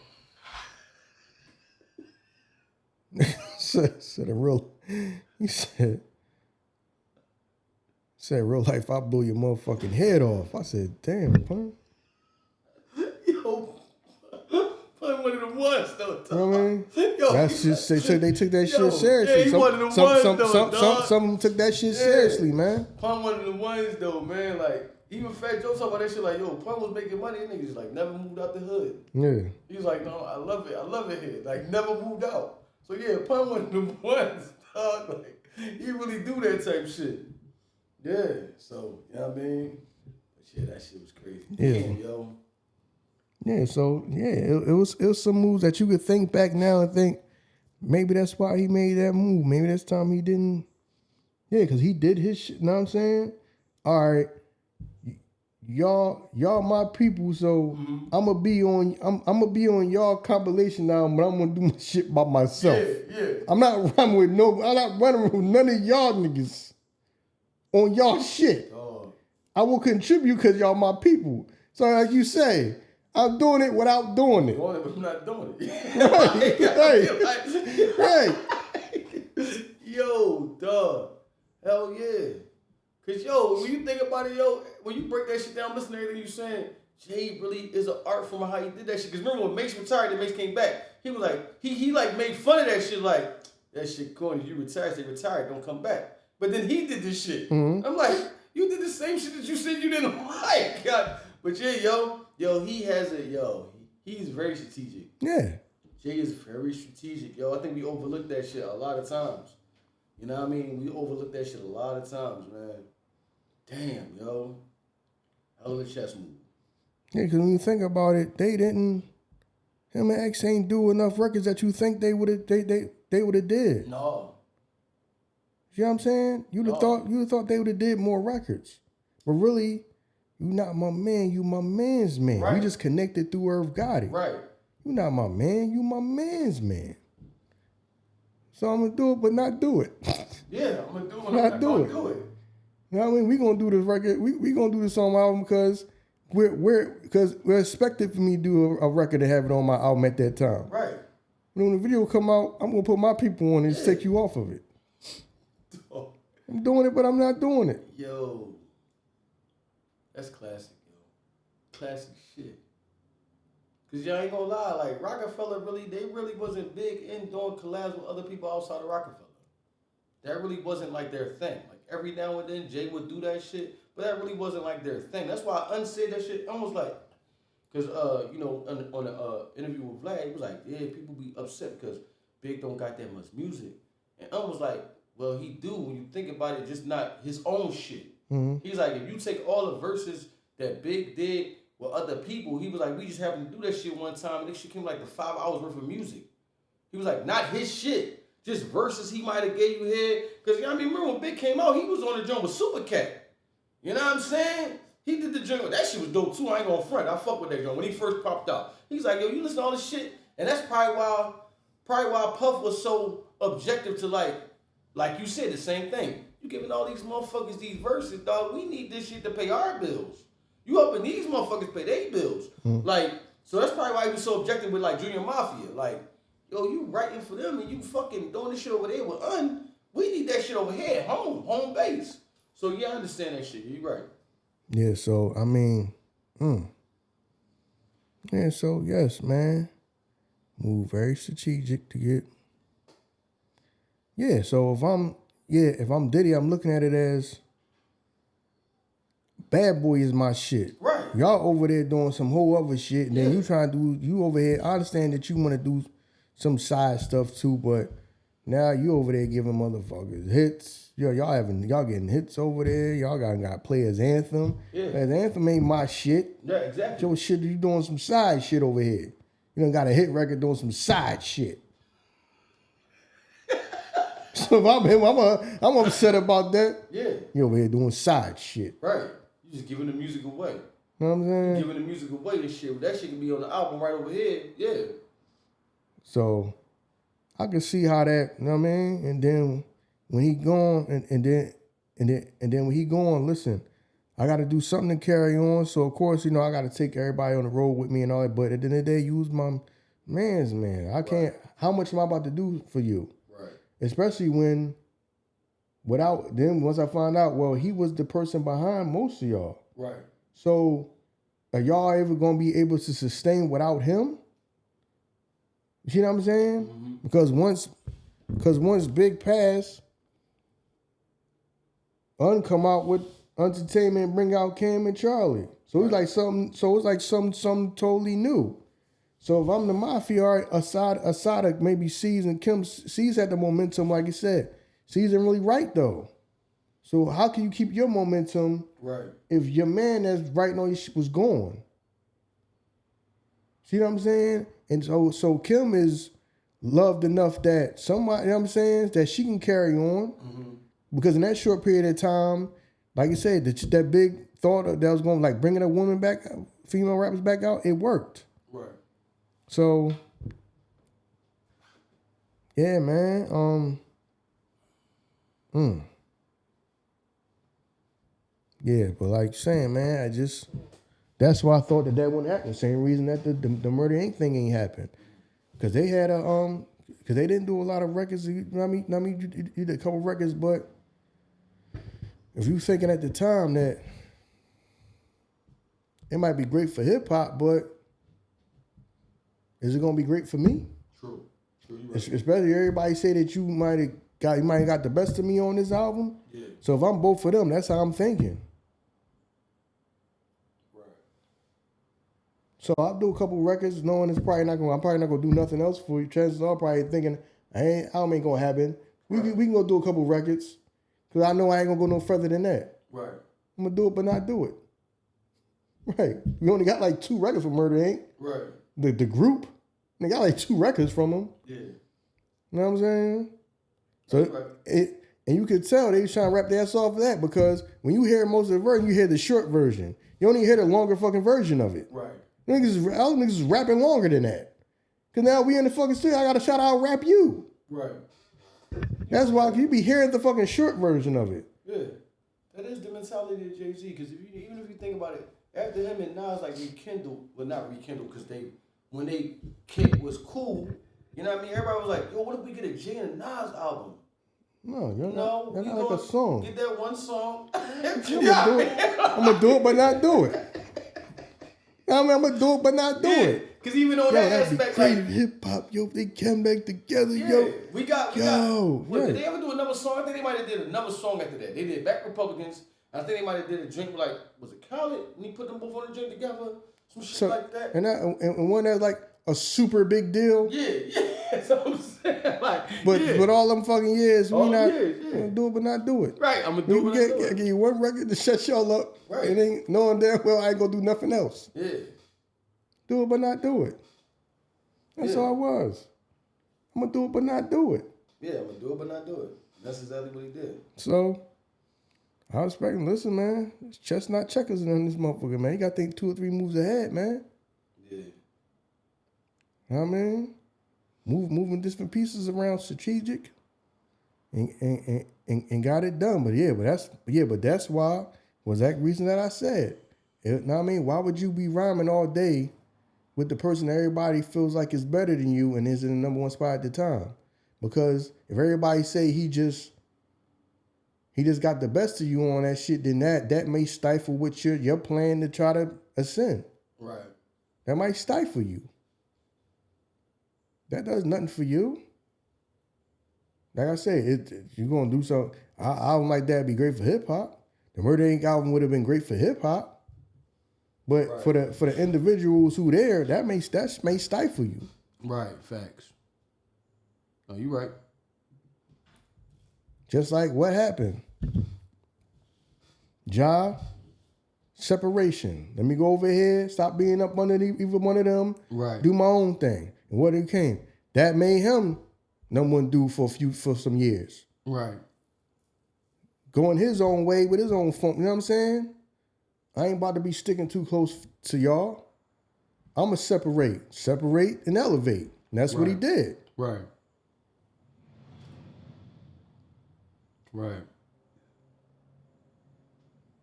Yeah, you right. So, I mean, did we cover everything we wanted to cover, man? Basically, man. We pretty much did. Yeah, we did.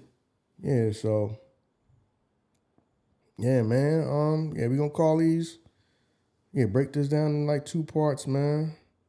97 mentality. You know what I mean? 97 was the time. You know what I mean? Unfortunately, Pac had passed away 96.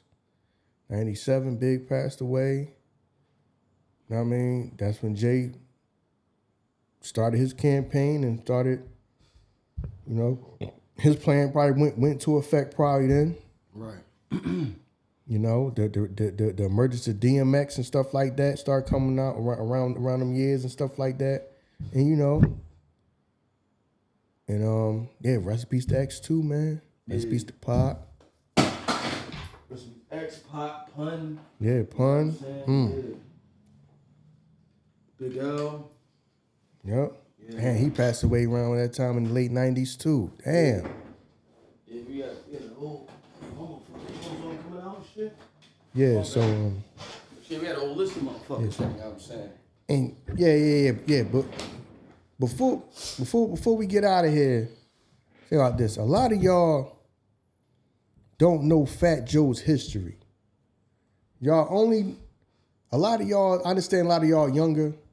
So y'all come up, y'all might have been kids, during the 106 and Park era and all of that. So all y'all know is, to make it rain and lean back. Nah. We go back to 1990s Fat Joe. Okay. You talking about let him go? Got a flow, Joe. You got a flow, Joe. Flow Joe, know what I mean? You gotta let them know, Joe. Flow Joe, my shit. Yeah. Know what I mean? You know what I'm saying? So some of y'all go listen to the early Fat Joe. Some of y'all only know the fact when he rhyming, when he around Khaled and all this and that. Like I say, because some of y'all younger. Yeah. Nah, go listen to the Fat Joe, the 90s Fat Joe. Yeah. Know what I mean? Go listen to Shit Is Real. That's my shit to this day. That's one of my favorite hip hop records. That's my favorite Fat Joe record. Shit Is Real. Know what I mean? He had some shit. And I'm not just talking about when he was rhyming with pun. I'm talking about before then. You know what I'm saying? Because he was on I Shot You, LL Cool J Joe. He was on I Shot You. He was on that record that we was talking about, I Shot You. Know what I mean? Flow Joe. Success. Shit Is Real. Like, Joe got some shit. Know what I mean? So, yeah, Joe had some shit. Yeah, he did. Was John Blaze was his song, right? That everybody was on. Yes. Yeah. Was Firewater also his song too? Or was that Raekwon's song? I don't know. Let me see. I know John Blake, because John Blake was a Fat Joe song, right? That everybody joint was everybody's on. John Blake was his joint, right? Yeah. When it was. I spelled this shit wrong. You know what I'm saying? But whose song was Firewater? You know what I mean? But yeah, a lot of y'all do y'all homework on Fat Joe. Cause a lot of y'all only heard probably Make It Rain and Lean Back, and then you listen to him making content. Nah, Fat Joe been out since the early 90s. Right. Now go listen to 1990s Fat Joe. So. Yeah, that was Fat Joe. Firewater. Mm-hmm. Firewater was Fat Joe's song too. Yeah. So that right there, man. But man, we might as well wrap this joint up. Yeah. Like you say, man. Thank y'all for the plays, the views. Like I say, man. We appreciate the views and all that love we've been getting. I say, man, y'all really enjoyed the episodes last week, especially the Friday episode. Know what I mean? That joint did like 1 million for us in a day on YouTube. Know what I mean? That joint did like 1 million for us in a day. I think that joint probably did over 2 million at this point. Something like that. But yeah, man, we appreciate y'all, man. Know what I mean? We right back at it. Like I say, we're gonna name these joints 97 Mentality. Probably break this joint into 2 parts. It's just one long episode. We're just gonna break this joint down into 2 parts. But yeah, man. Just appreciate y'all. Like I said, man, this week we just gonna get a barbershop, something for the barbershop the whole week. Now, I mean, I know everybody don't. This is the thing. These episodes do good for us, but some people that's because we got a lot of people that listen to us that they don't even listen to hip hop. So they be like, y'all be dropping a lot of hip hop episodes because that's naturally who we are. It's just like it's times where we might drop an episode about something we talking about, just like when we talked about Obama. A lot of people love that. That shit did like millions of views for us, but the barbershop don't necessarily listen to no time. We talking about political people and all this different stuff. So, but I'm just happy that we just got such like diverse people that no matter what we talk about, we can get millions of plays and millions of views.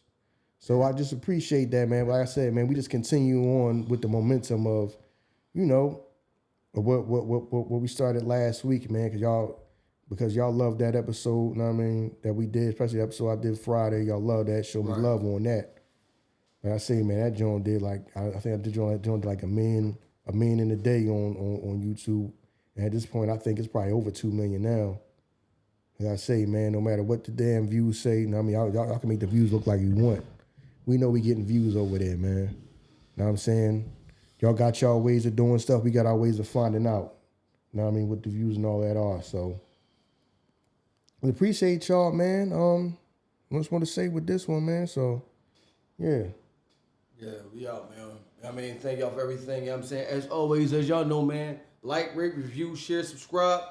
And with that, we out here, y'all. Peace.